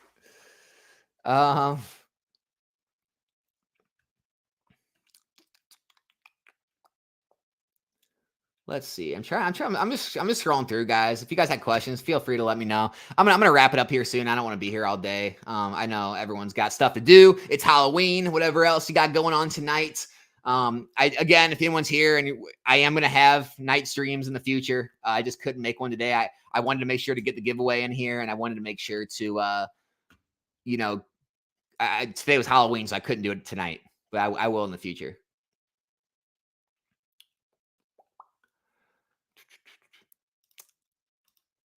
The Game Capital is the bestseller on TikTok. Yeah, that's one of the guys I'm talking about. Game Capital, I mean, he's been around a long time. I don't know exactly how long, but I mean, that's a trusted seller. I mean, they've had a store long before TikTok or anything. So look for people like that have been around the hobby, have done sales outside of TikTok. They're not just like popping up out of nowhere. Like people like that, you don't got to worry about getting unofficial product. They have distribution. They've had distribution for years. It's the TikTok is funding the deals. So don't think the deals are too good to be true. They're not. What target price are you looking for? 151. So I can give you some insight. So I was just at the card shop. They were running a special. My local card shop's pretty good. And I mean, they work deals with me sometimes, but guys, these aren't even like deals for me. I actually had someone reach out to on Instagram and they shared a listing, and I go, "Oh, that's funny. That's my local card shop." And they're like, "Really?" I'm like, "Yeah." But they have UPCs for $89.99 in store and online. They were giving me a deal of $87.99 if I bought it by the case. So $2 off per box if you bought per case. I asked them, I said, okay, that sounds pretty good. Like, they're honest with me too, which I like. They're always honest with me. I said, what's supply looking like on this? And they said, we can pretty much get as much as we want. I said, what do you mean? They're like, the distributor has it. It didn't get allocated out. Like we can still order more. And that spells a little trouble. They told me this. He said, we can get more UPCs than ETBs or booster bundles. He said I can't get booster bundles, but I can get UPCs. So that's a little worrisome. And I told everyone this. I made a video saying this. I said, look, this isn't going to be probably as bad as Charizard UPC because it's actually a set identity. It actually makes sense. It's 151, but this is not going to be celebrations. It's not. Pokemon learned their lessons, and it looks like they're making some of the same mistakes they made with Charizard UPC. They made a ton of these. So hearing they can get more of these than ETBs or booster bundles is a little worrisome. However, right? Everyone loves when I say however. It's a great buy. It just makes sense, right? Why would you buy an ETB at $55, which is like market price? Maybe you can find it for $50. You only get 9 packs, right? So if you buy 2 of them, it costs you $110 for 18 packs. You get 16 packs in a UPC for $89.99. Plus you get the 3 promo cards. The 3 promo cards, they sell all 3 for over $20. So you're paying less than $70. Is that right? Yeah, you're paying like less than $70 for 16 packs. It's like the best product to open, which blows my mind. The cheapest per pack option is the UPC right now. Don't know. So no, even at the 80. So I got one. I have one case. Even at the $87.99, I'm still waiting. I'm still not stocking up at that price. Just me. I think they're going to go even lower because there's just too much supply. Too much supply of UPCs right now. Why is there so much hype on One Piece right now? Is it just Netflix? No, it's just, I think the IP is a lot bigger than a lot of us realize. I mean, it's huge in the anime community. The gameplay is apparently really good. Like I said, my local card shop, they sell the most singles and they have the highest number of gameplay people show up for One Piece right now. It's just popular. It's just popular. Don Harrington, dude, how many subs do you gift? You gift a sub every time I have a live, man. Appreciate you so much. And I know you asked about the box breaks. Guys, I got box breaks coming up. I'm working right now to source products. I want to have some good ones. I want to have some good box breaks. I don't want it to just be like, Scarlet Violet base. No, we're going to have some good box breaks coming up. I'm just working on sourcing the product at the right price so I can offer you the packs at a reasonable price, not overcharge or anything. So it's going to be fun. It's going to be fun times. Timmy Nomics.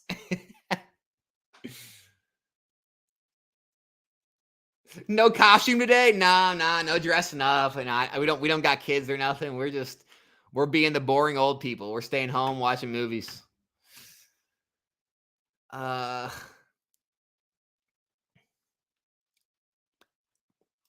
Alex, thoughts on the HC shiny announcement? Oh, what is it? I just said it earlier. It's the new shiny set. What is it called? What's it called, chat? Go on, tell me. Say it in the chat. HC, what is it? Thinking of getting a case from Japan, hoping it goes the way most of the HC cases go. Look, man, I'm the worst person to ask about Japanese. I don't invest in it, and I don't know enough about it. And so for that reason, I can't really make any judgment on this. A lot of the Japanese products seem to be doing pretty well recently. That's all I can really say. That's all I got. Sorry, Don. I'm sorry, man.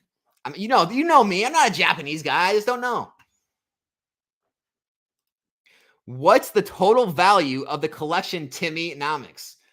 Well, I'm not going to answer that question because I don't know who Timmy-nomics is. Sorry. Oda will also end One Piece someday. The manga is already halfway finished. Yeah, I know that manga. We talked about that earlier. I think Anger is trying to get NN on his channel. Oh, does he have a channel? Anger, you got a channel? What is it? Let me check this out. Anger. What is it? Anger Collections. What do we got, guys? Share the screen here. Anger Collections. What's he so angry about?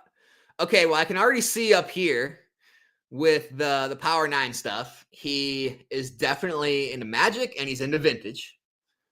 Let's see what else we got going on. So it seems like what? It's like MTG. It's like Magic content. If it's mostly Magic content, why are you here upset at me, man? What the heck? Well, hey, guys, you know what? I'm a good sport, even though Anger trolls me quite a bit.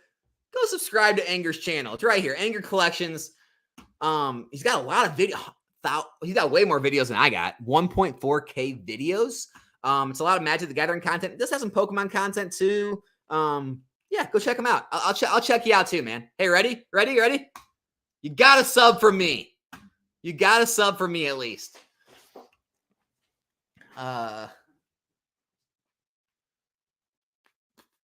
Yeah, Don, I know you said you've been pretty busy. It's good to see you. Good to see you back in the lives, man. Hope everything's going well for you.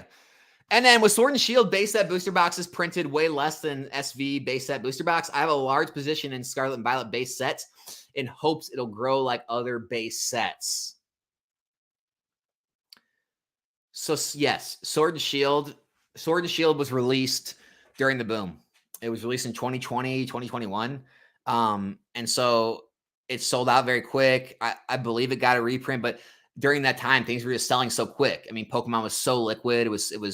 They couldn't keep up the printers fast enough. That's why they ended up buying the printing company to keep up with demand.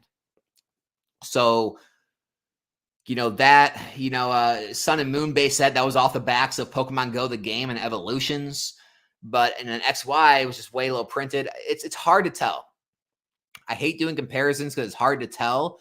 But just because it isn't a $300 booster box after a few years like Sword and Shield era doesn't mean it doesn't go to 120, 150 a box, right? Doesn't mean that's out of the question. So 80 to 120, 150, it's like a 50 to 90% return. If you got it for the 80s, still not bad. Anger Collection. Who cares what his value is? What does it even matter? Will his value make yours like you have to compete?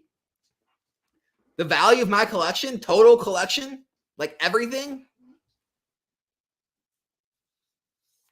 I have it on a spreadsheet actually, but the problem with the spreadsheet is none of my like inventory, like the stuff I'm buying and selling's on it. It's just like my long-term holdings. And also I don't have like all my collection pieces. Like I don't have all my like Game Boy items or any of like my collection line itemed out on it. It's really just like the sealed collection. I mean, I could guesstimate it. I could guesstimate it for you. I mean, it's in the six figures, obviously. Not in the here. It's in the six figures. No, it's not near the seven figures. Is that fair enough? I can say that. I mean, I'm sure everyone kind of knew that, though. It's pretty obvious. Like, I don't have a seven-figure collection.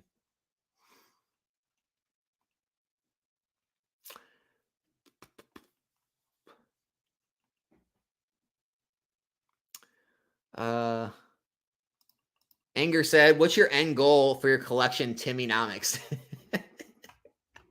I love this guy. My end goal? My end goal for my collection is no goal. My end goal for my investment is to eventually, not through just Pokemon, but through like everything, through, every portion of our net worth to get to a point where we don't have to work. And then, you know, I can just continue the same path, you know, continue to buy new sets, sell off the older ones as they appreciate, and eventually just have enough monthly income off doing that to, you know, along with other, you know, sources of retirement income to just live off of, right? I mean, it's kind of everyone's end goal. My collection end goal, there is no end goal for collection, right? My collection goes for eternity. I will be collecting until the day I die. So no collection end goal, investment end goal, I guess, to the point where you just continuously live off the, you know, buying and selling and the returns of your inventory.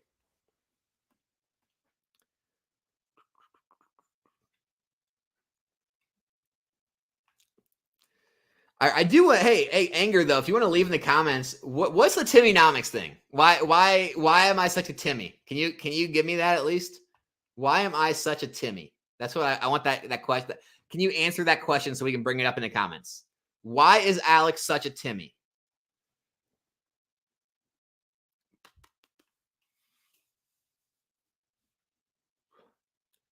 What's the worst investment you have? That's gotta be Pokemon Go, right? Is it? I mean, Pokemon Go, Shining Fates. Shining Fates is probably better than Pokemon Go. Probably those two. I guess Scarlet Violet base set is probably down there with those right now. We'll say those three.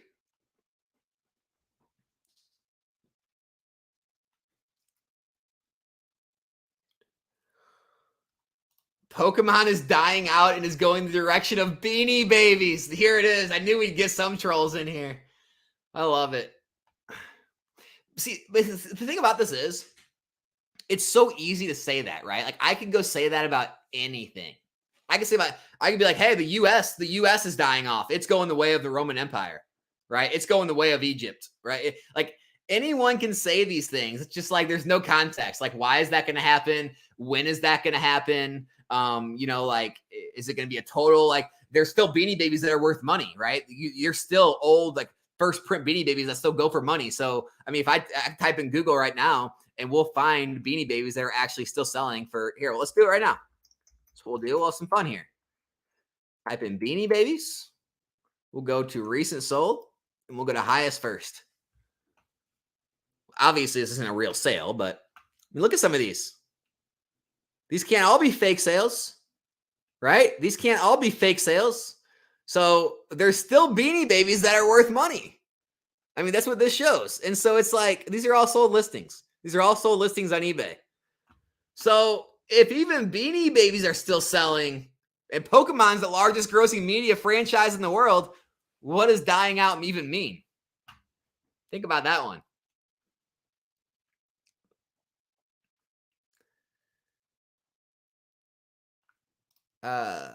Z Fusion Orion Cyrus admitted to buying out shelves at Target in the boom. He's a chill guy, but I lost respect for him after that.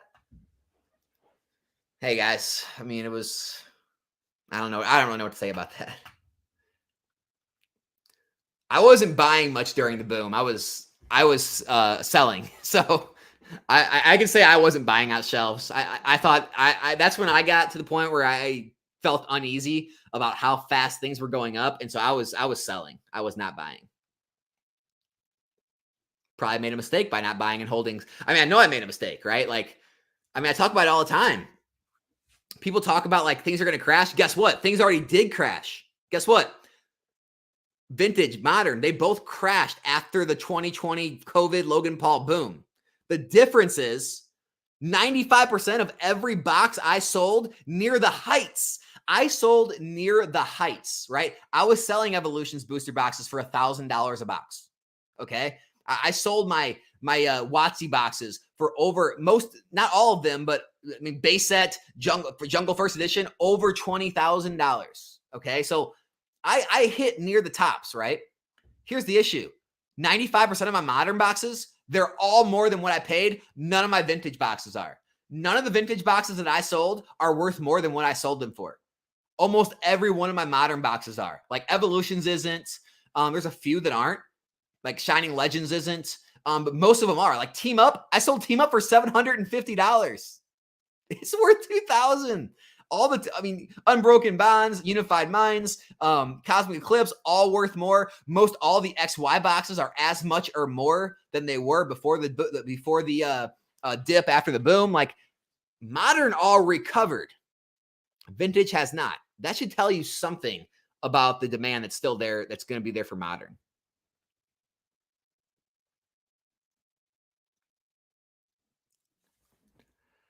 What are your thoughts on the 151 UPC long-term hold? I know there will be out for a while, but I'm thinking long-term. I'll tell you exactly what I think about it. Charizard UPCs are rising in price. That's all I got to say. If that product can rise in price with time, there's no doubt in my mind that 151 being the best set so far of Scarlet and Violet, being the original 151, there's no possible way I could see that not rising in price if the Charizard UPCs can. That's what I'll say about that.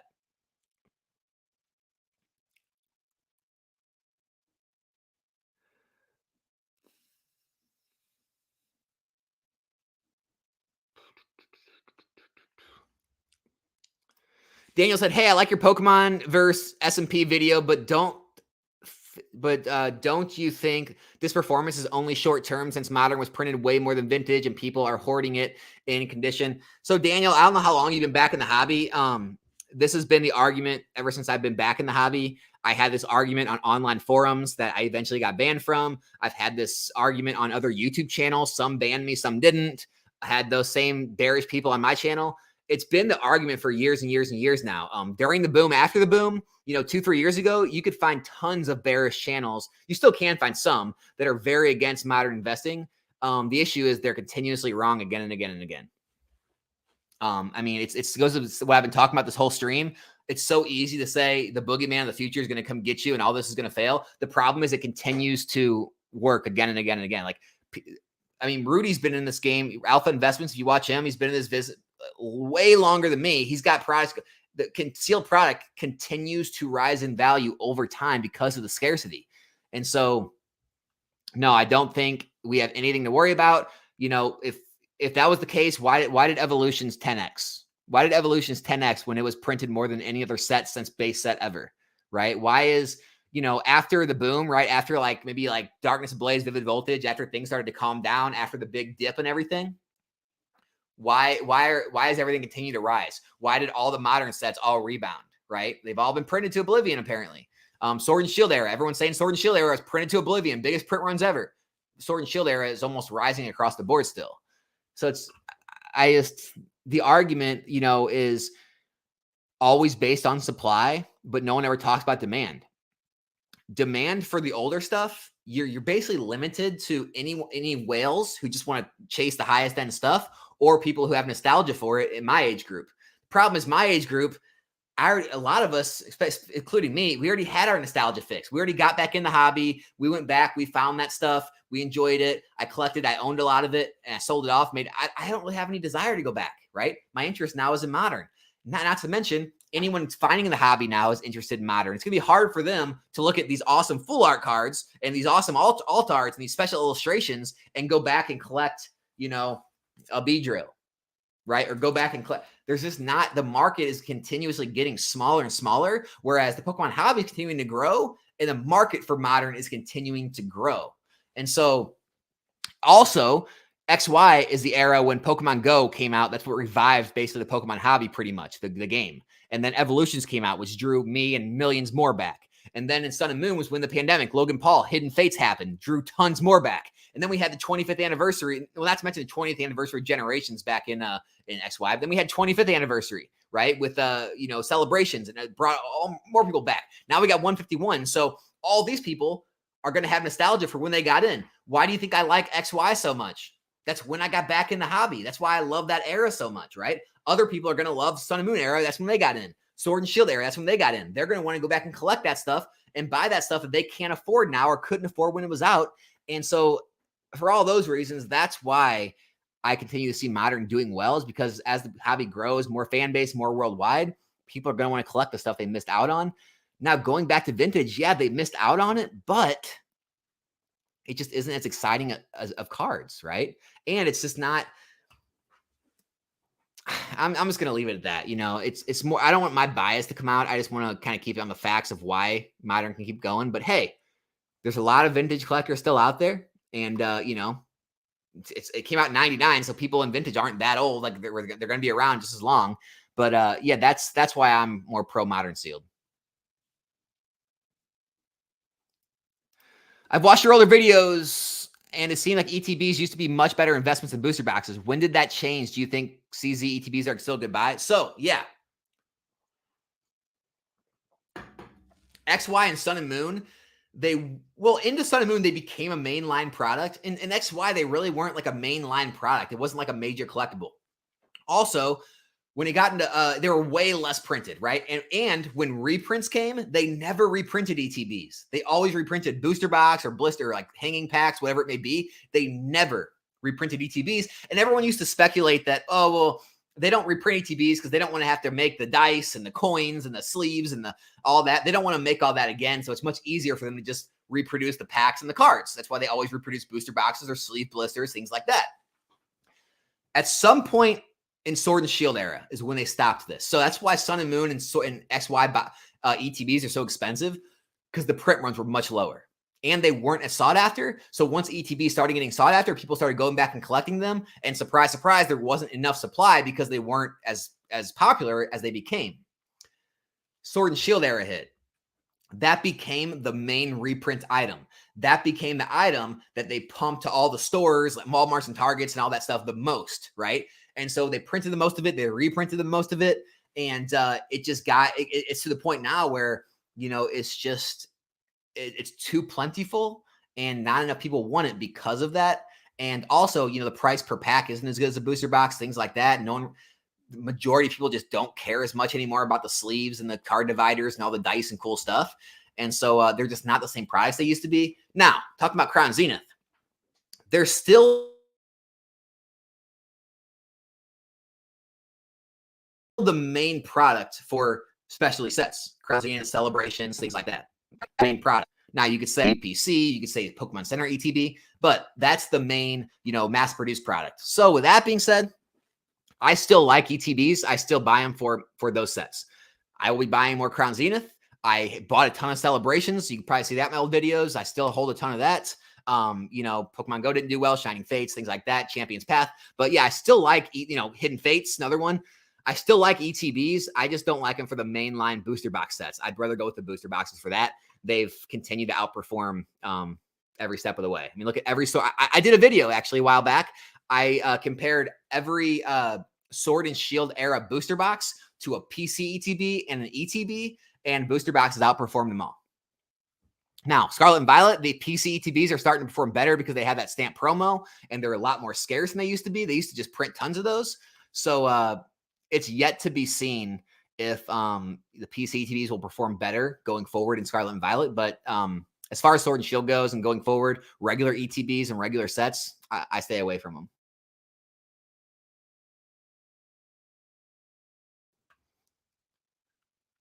It's crazy how many people train MMA that also love Pokemon. Hey, it's not letting the comment come up. That love Pokemon and Dragon Ball Z, like 70% at least I found. Really? Who all fights? I'm not aware of a lot of people that fight. I know Pika Drew, if anyone knows him, he definitely does grappling. I met him at Collecticon, but I didn't know a lot of people fight in MMA. That's crazy. A case of Ancient Origins is up to 8K. That's amazing. That's incredible.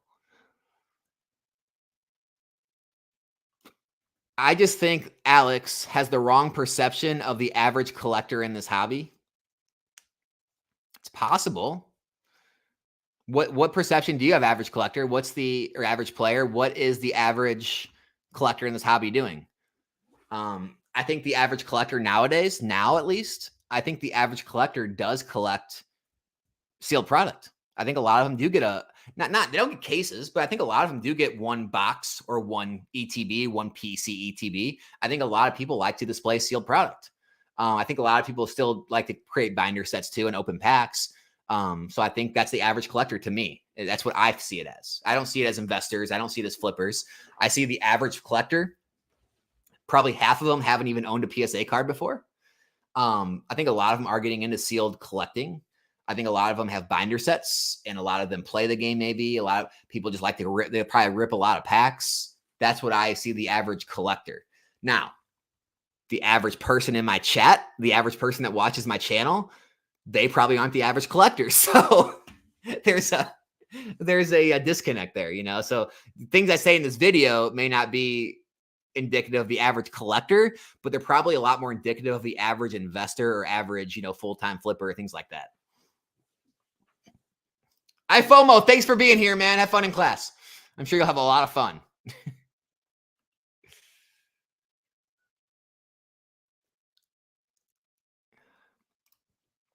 His opinion, I don't know his opinion, but I saw your comment last live. I don't think the average collector is at Collecticon either. Possibly not. Have you ever tried grading a master set of anything? Grading? No. The last master set I had was Evolutions. No, it wasn't. Sorry, Celebrations was the last master set I had.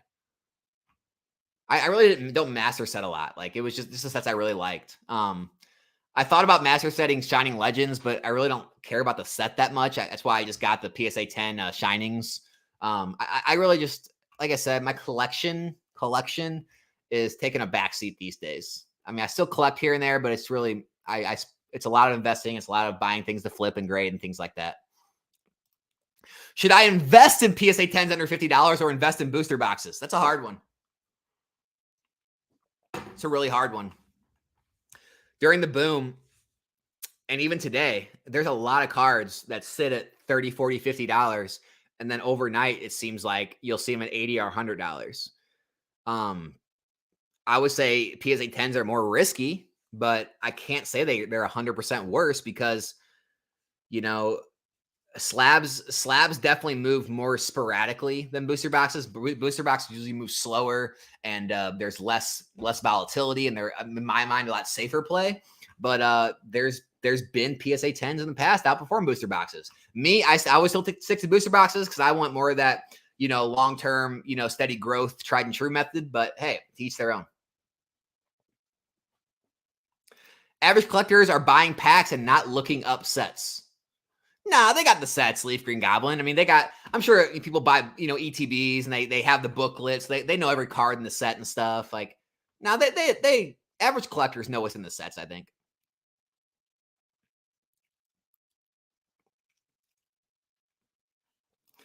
I just know from working in a store as well as doing work for charities that the average collector is not buying with the mindset of value. No, I agree with that. Yeah, 100%. 100%. I wasn't. When I got in 2015, every single thing I bought, I didn't even think about reselling it in the future. I didn't know there was like a market, right? I mean, I should have clicked because I bought the stuff off of eBay, like, but I never thought it like when I don't know. I don't know what I thought. I really don't know what I thought, but I was just buying things. I liked it. I wanted to collect it. I wanted to display it. I just wanted to hold and feel the nostalgia of what I had as a kid. I wanted to open it. Like, I 100% agree with that. People collecting do not think about values most of the time.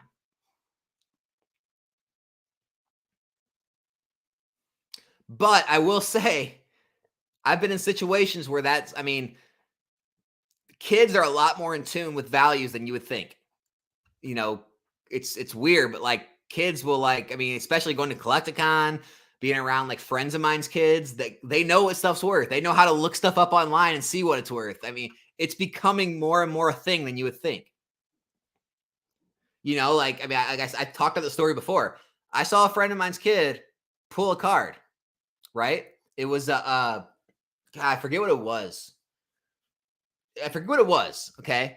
He pulled the card though, right? Was all excited, you know, showing us, sat down on his phone. And then he started running around. I have a $50 card. Whatever it was. And like, so excited about the value of the card. So kids know that stuff too. And especially you see some of these little 10, 11, 12, 13-year-olds wheel and deal these collecticons. They know a lot more than you think.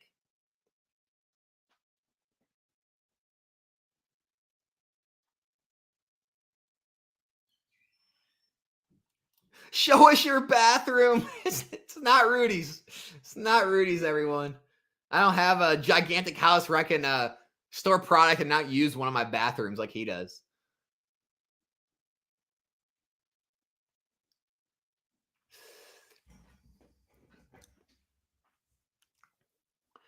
Does PSA take an average on the centering to determine 60-40 ratios, or is it based off the worst centered edge? That's a good question. I think it's just 60-40 all around. Like if it's more than 60-40 off in any direction. I don't know the like exact things those guys look for. It would be amazing to have a PSA grader on the live sometime, wouldn't it? I need to look in. I need to talk to. I have some people I know. I need to talk to them and see if they know anyone that works there that could get on the channel. It would be interesting to hear. Don's up 17.5% on his investment so far. Don, congratulations on the gains. By the way, how much should I complete master set for based on percent of price?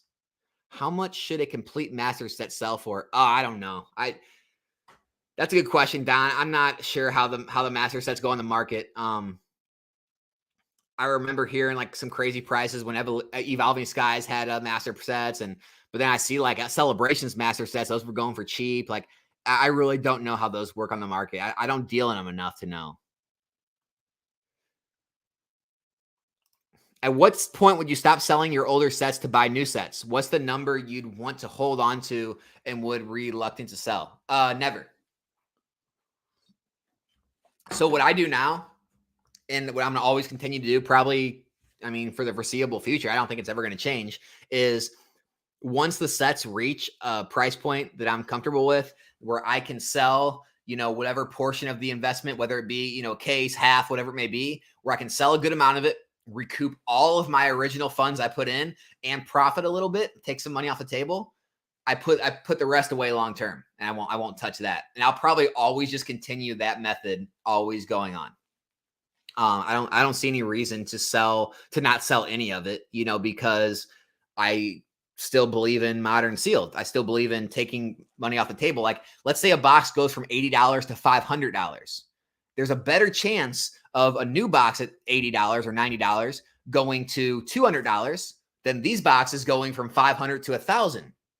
Now, that same point, there's always that chance of a team up, right? So I don't like to get rid of all of it. I like to have some skin in the game just in case something like that happens, but I can't count on it. So I like to get out of most of that investment, keep some long-term, and then put the rest of that money into the new stuff where they still haven't had those exponential gains yet. So that's just how I do it. It's not saying it's right or wrong. It's just that's how I feel comfortable. I always like to get my original investment back. I always like to be in the profit. That way I feel comfortable that I have $0 in my long-term investments, right? That way, no matter what the market does, I have no emotions attached to it.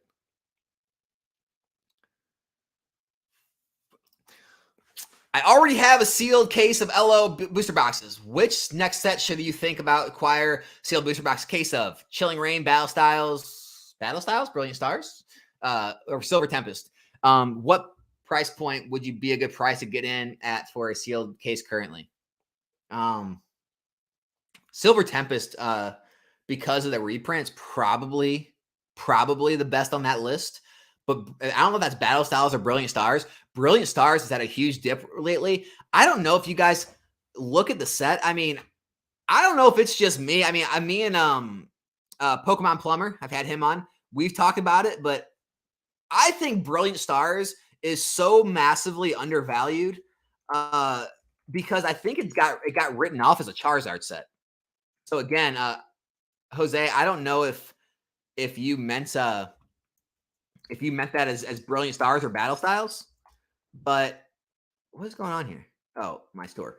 Okay, I'm gonna pull this up, guys. This set. I mean, here's what the boxes are going for right now. Brilliant Stars. Yeah, so they're okay, it jumped up. I think on eBay they're even cheaper. I think eBay like in the 130s right now, which is cheaper than Chilling Reign and Fusion Strike. Okay, so let's go look at Brilliant Stars and see what I'm talking about.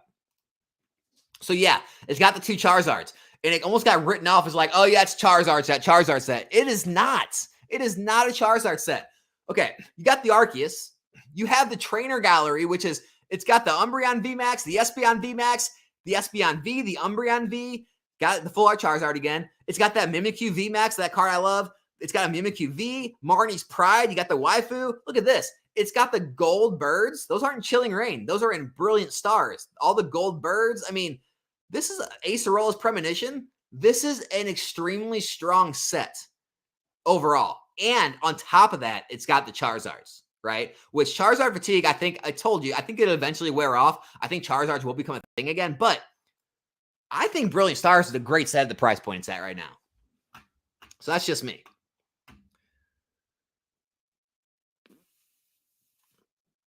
I can't wait to inherit my grandmother's Beanie Baby collection. I love it. I love it. Maybe she'll have one of those first prints, man. You'll get rich.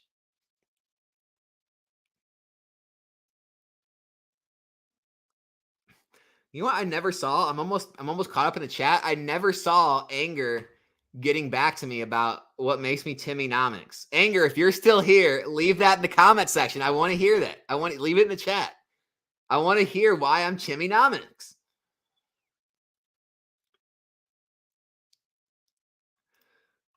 How long do you think it will take for current SV boxes released this year to hit the new MSRP?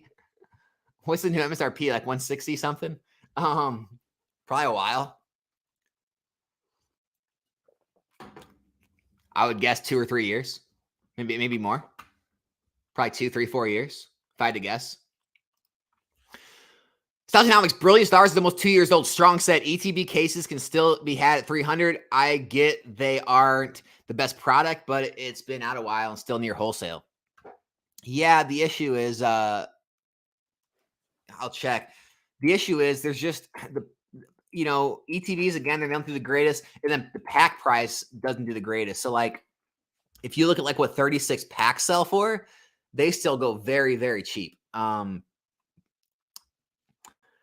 think on eBay, like, anyway, but, like, so it's hard to look at just a set and think, like, well, if the set goes up, the packs will go up. Not all the time. I mean, you can buy Evolving Skies 36 packs, I think, still under $300. The boxes are $440. So yes, to an extent, packs do rise with the set price, but not at the same rate. And so, yeah, you can definitely make the play on the Brilliant Stars ETBs. They might still rise. I mean, there's no reason those can't get to, $50, $60 in ETB. You could double your money on those. I don't know. But I still stick with the booster boxes. It's just for me.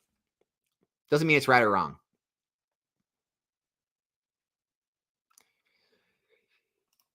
Terry Lake said, if PSA would lower the grading fee, then they would capture a larger market with registry sets. None is doing that at $15. No one is doing that at $15 a card. Yeah, you're probably right. No one's grading cards at $15 just to collect, really. I mean, most people aren't. They're trying to flip them, or I mean, what you could do though is, well, I guess Terry, you might be talking about cards that really don't have enough value to flip. I was going to say, what you could do is grade, a few cards, 5 of them, and even if you're only making $5, $10 profit a card, you could just sell off some. That way it'd pay for the one card you're keeping and try to offset it. But yeah, some cards, they just don't make sense to even grade at $15. I agree.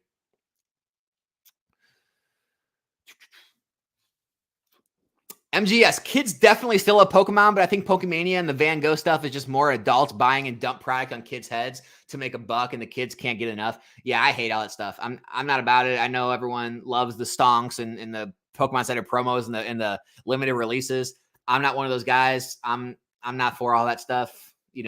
I'd rather make strategic plays on what's already there. I don't want to play that race to the bottom, try to sit on a site and refresh, and have bots do it and do all this stupid stuff. Like, hey, congrats, you made money. I mean, there's a lot of ways people make money in this world. Like, it doesn't make it right, or it doesn't make it like, I don't know. I'm just not about that stuff. Again, I'm not against it. Like, I'm not against people doing it. Like, if that's what you're about, if that's, you like doing it, or, you just need the money, whatever it may be, go for it. Like, I'm not against it. It's not for me. It's just not for me.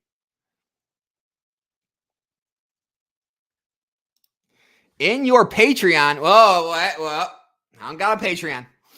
I don't have a Patreon. Is there anything for startup online only businesses? Also, do you think starting an online business is wishful thinking for someone with no supplier contacts? Truthfully, thank you. So first of all, I have a Discord.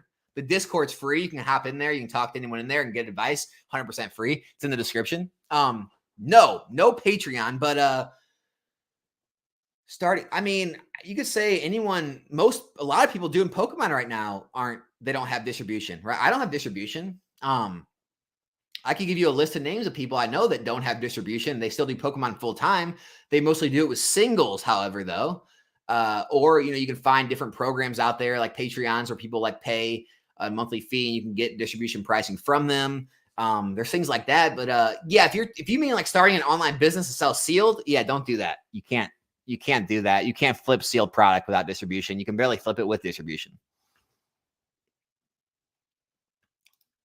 What's your top 5 Pokemon to invest in sets where they exist? Top 5 Pokemon? Charizard. I got to be Charizard. Even with Charizard fatigue, you still got to go with Charizard. Charizard. In this modern day and age, Umbreon. That wasn't ever the case, but Umbreon now. Lugia. Got to throw Lugia in there. Charizard, Umbreon, Lugia, Gengar. And last one's tough. The last one's a tough one. I don't know what my 4th one would be. What do you guys think? I'm gonna look at the live chat. What are you guys thinking? Giratina, yeah, Giratina. That may be one for today's day and age. Let me think. What else we got? Like Mew, maybe Mew. I go Mew, maybe Giratina or Mew. So I go Charizard, Lugia, Gengar. Gengar. Who was the other one? Who was the other one? I forgot it already.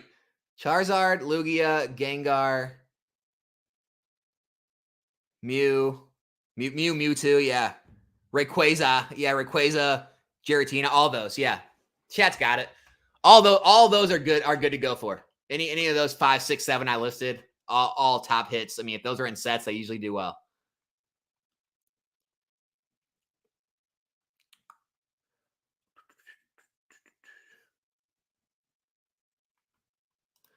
Just took everything out of storage and found my old binders filled with master sets from base, jungle, fossil, neo, revelation. Does anyone know how expensive it might be to grade?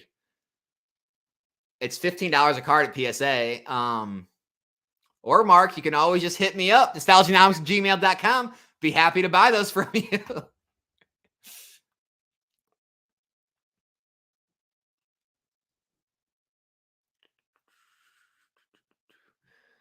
Okay, so everyone was in chat. I'm getting to that chat. So Giratina, Rayquaza, Mewtwo, Pikachu, Umbreon. Yeah. Oh, yeah, Umbreon was the other one. So, yeah, those are the ones, guys. Those are the top 5. Top 5 for me is going to be Charizard, Gengar.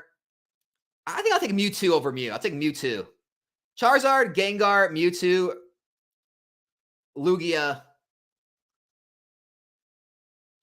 Rayquaza. Umbreon, Rayquaza. I don't know. 5's hard. I'll do 7. Rayquaza, Umbreon, and Giratina. Those are the top 8. Top 7. Pika said, with the latest pricing and info, any new thoughts on Charizard UPC since your last video on him? It's still available in the 80s. So Pika, I talked about that. When you're selling, you're going to sell to the best market. I'm sure you can find, sites out there where they're in the 80s, maybe, a rogue eBay seller here and there in the 80s. But they're not selling in the 80s daily. I'll show you right here. Charizard Ultra. So they are selling $102.94, 101. So they dipped after that video, but they're selling in the hundreds still. So it could be like eBay. Maybe if you do volume pricing, maybe if you maybe there's just a seller that needs to get rid of them, they have them cheap. But the overall market price, I would say, is still in the still in the hundreds. So, and that's the thing. Every time I quote a price, everyone always sends me links to things that are cheaper. Here's the thing, guys. That's what you want to do. You want to shop around. However, when you go to sell, make sure you sell where the best market is. I saw people selling 151 ETBs on eBay, and they were getting $105. They were getting 100, 105. Some got 90 something for them. And I'm thinking, why would you do this to yourself? I'm selling them on TCG Player for $115. That's what they were going for when I was selling them. And so make sure you shop around when you buy, but also make sure you shop around when you sell. If you see, eBay, things are going too cheap, sell on TCG Player. We see it all the time with booster boxes. Like you'll see booster boxes on eBay going for $150, and on TCG Player, they're selling daily at like $170. Right now, Hidden Fates ETBs are going way cheaper on eBay than they are on TCG Player. It's just people are unoptimized when they go to purchase, right? They have their sites they like to buy from, and they usually don't. A lot of people just don't venture out. Here, talk about your average collector. That's your average buyer. Your average buyer will like just go on eBay and buy, or they'll just go on TCG Player and buy. And that's good. That's good for you when you're selling. But when you're buying, yeah, shop around for sure. Oh, your LGS has them in the 80s. Well, that doesn't count. Come on. That's just one independent store. What caused the Japanese market to crash? Same thing that caused the Japanese market to rise. Demand. What happened was English was too expensive. English was too hard to find. People were looking for an alternative to open any sort of Pokemon product. They flocked to Japan. What happened then was Pokemon started, Korean, Chinese, English prices dropped because so much demand went to Japanese. So these prices dropped. Now a lot of people are saying, well, now I can just open English products, or now I can, the other stonks you made here, and they're starting to fall off because a lot of people don't like me saying this, but a lot of the people that jumped on the Japanese bandwagon were bandwagon fans. They were there because the prices were cheaper. Then like some people like the print quality better. Some people claim to like the Japanese cards better. Some people like it because it's the original language, which I get. But a good portion of the people didn't. And so a lot of those people are starting to revert back to English because it's all cheap again. It's all available everywhere in stores again. You can find it. And so some people will stay in Japanese. Some people will convert. They found Japanese. Now they like it more and they're going to stay there. They like the print quality better. It's easier to grade, things like that. Absolutely. All legitimate reasons. But that's why it's falling off, is because this markets have shifted. That markets always shift. Brother, how does the future look like Scarlet and Violet TCG? So far, they have been lackluster to me. Not enough legendary-ish in them. Well, 151 is still doing great. All the singles are rebounding. The product's, really high still. It's all staying stable. I mean, to share the screen one more time, 151 is actually doing very well. So, Elite Trainer Box cases, they are still selling. I want to make sure they're selling. I know market price says that, but yeah. So they're selling. That's today, 10/31. These sold yesterday for $550. The Pokemon Center ETBs, they're still holding over $100 for the UPCs. So you can see, the ETBs are selling for a lot. $57.74 is what they're selling for today, on today. So 151 is doing very strong. Not only that, the singles are strong. I'll show you what I'm talking about. Like you can see, look at these singles. Very strong. Charizard, it's seeing rebounds. Leveled out, seeing rebounds. We're seeing the Blastoise. Dropped after release, rebounded, staying high. You can see the same type of chart patterns with a lot of the cards. 151 strong. So, Paradox Rift, who knows? But, like I said, a lot of Sword and Shield era sets are doing pretty okay. Sun and Moon XY is doing good. There's strength. As far as like Scarlet Violet era, it's going to be the same thing. It takes time. If you're asking me how I think the future, I think we're going to look back on this in 2 to 3 years, and everyone's going to do the same thing they always did. Can you believe this stuff's $120 a box? The set's lackluster. Nobody wanted it. Why do people want this? It's the same stuff. Same stuff, different day. All right, guys. That's going to be it. I still somehow made it to 2 hours. Didn't want to do this today. I wanted to keep it short because I know a lot of people like to watch all these. I don't like to make people watch hours and hours worth of content. So I'm sorry I kept it longer than I did. But thanks, everyone, for tuning in for the live. Thanks, everyone who's in here that watches afterwards. Congratulations to Too Much Tuna winning the Charizard. Make sure to reach out to me. And thank you also to Low Popping for the giveaway. Make sure to check them out on Instagram, lowpopping.market. Link will be in the description. And other than that, guys, I'll see you guys back here in a new one soon. We are out.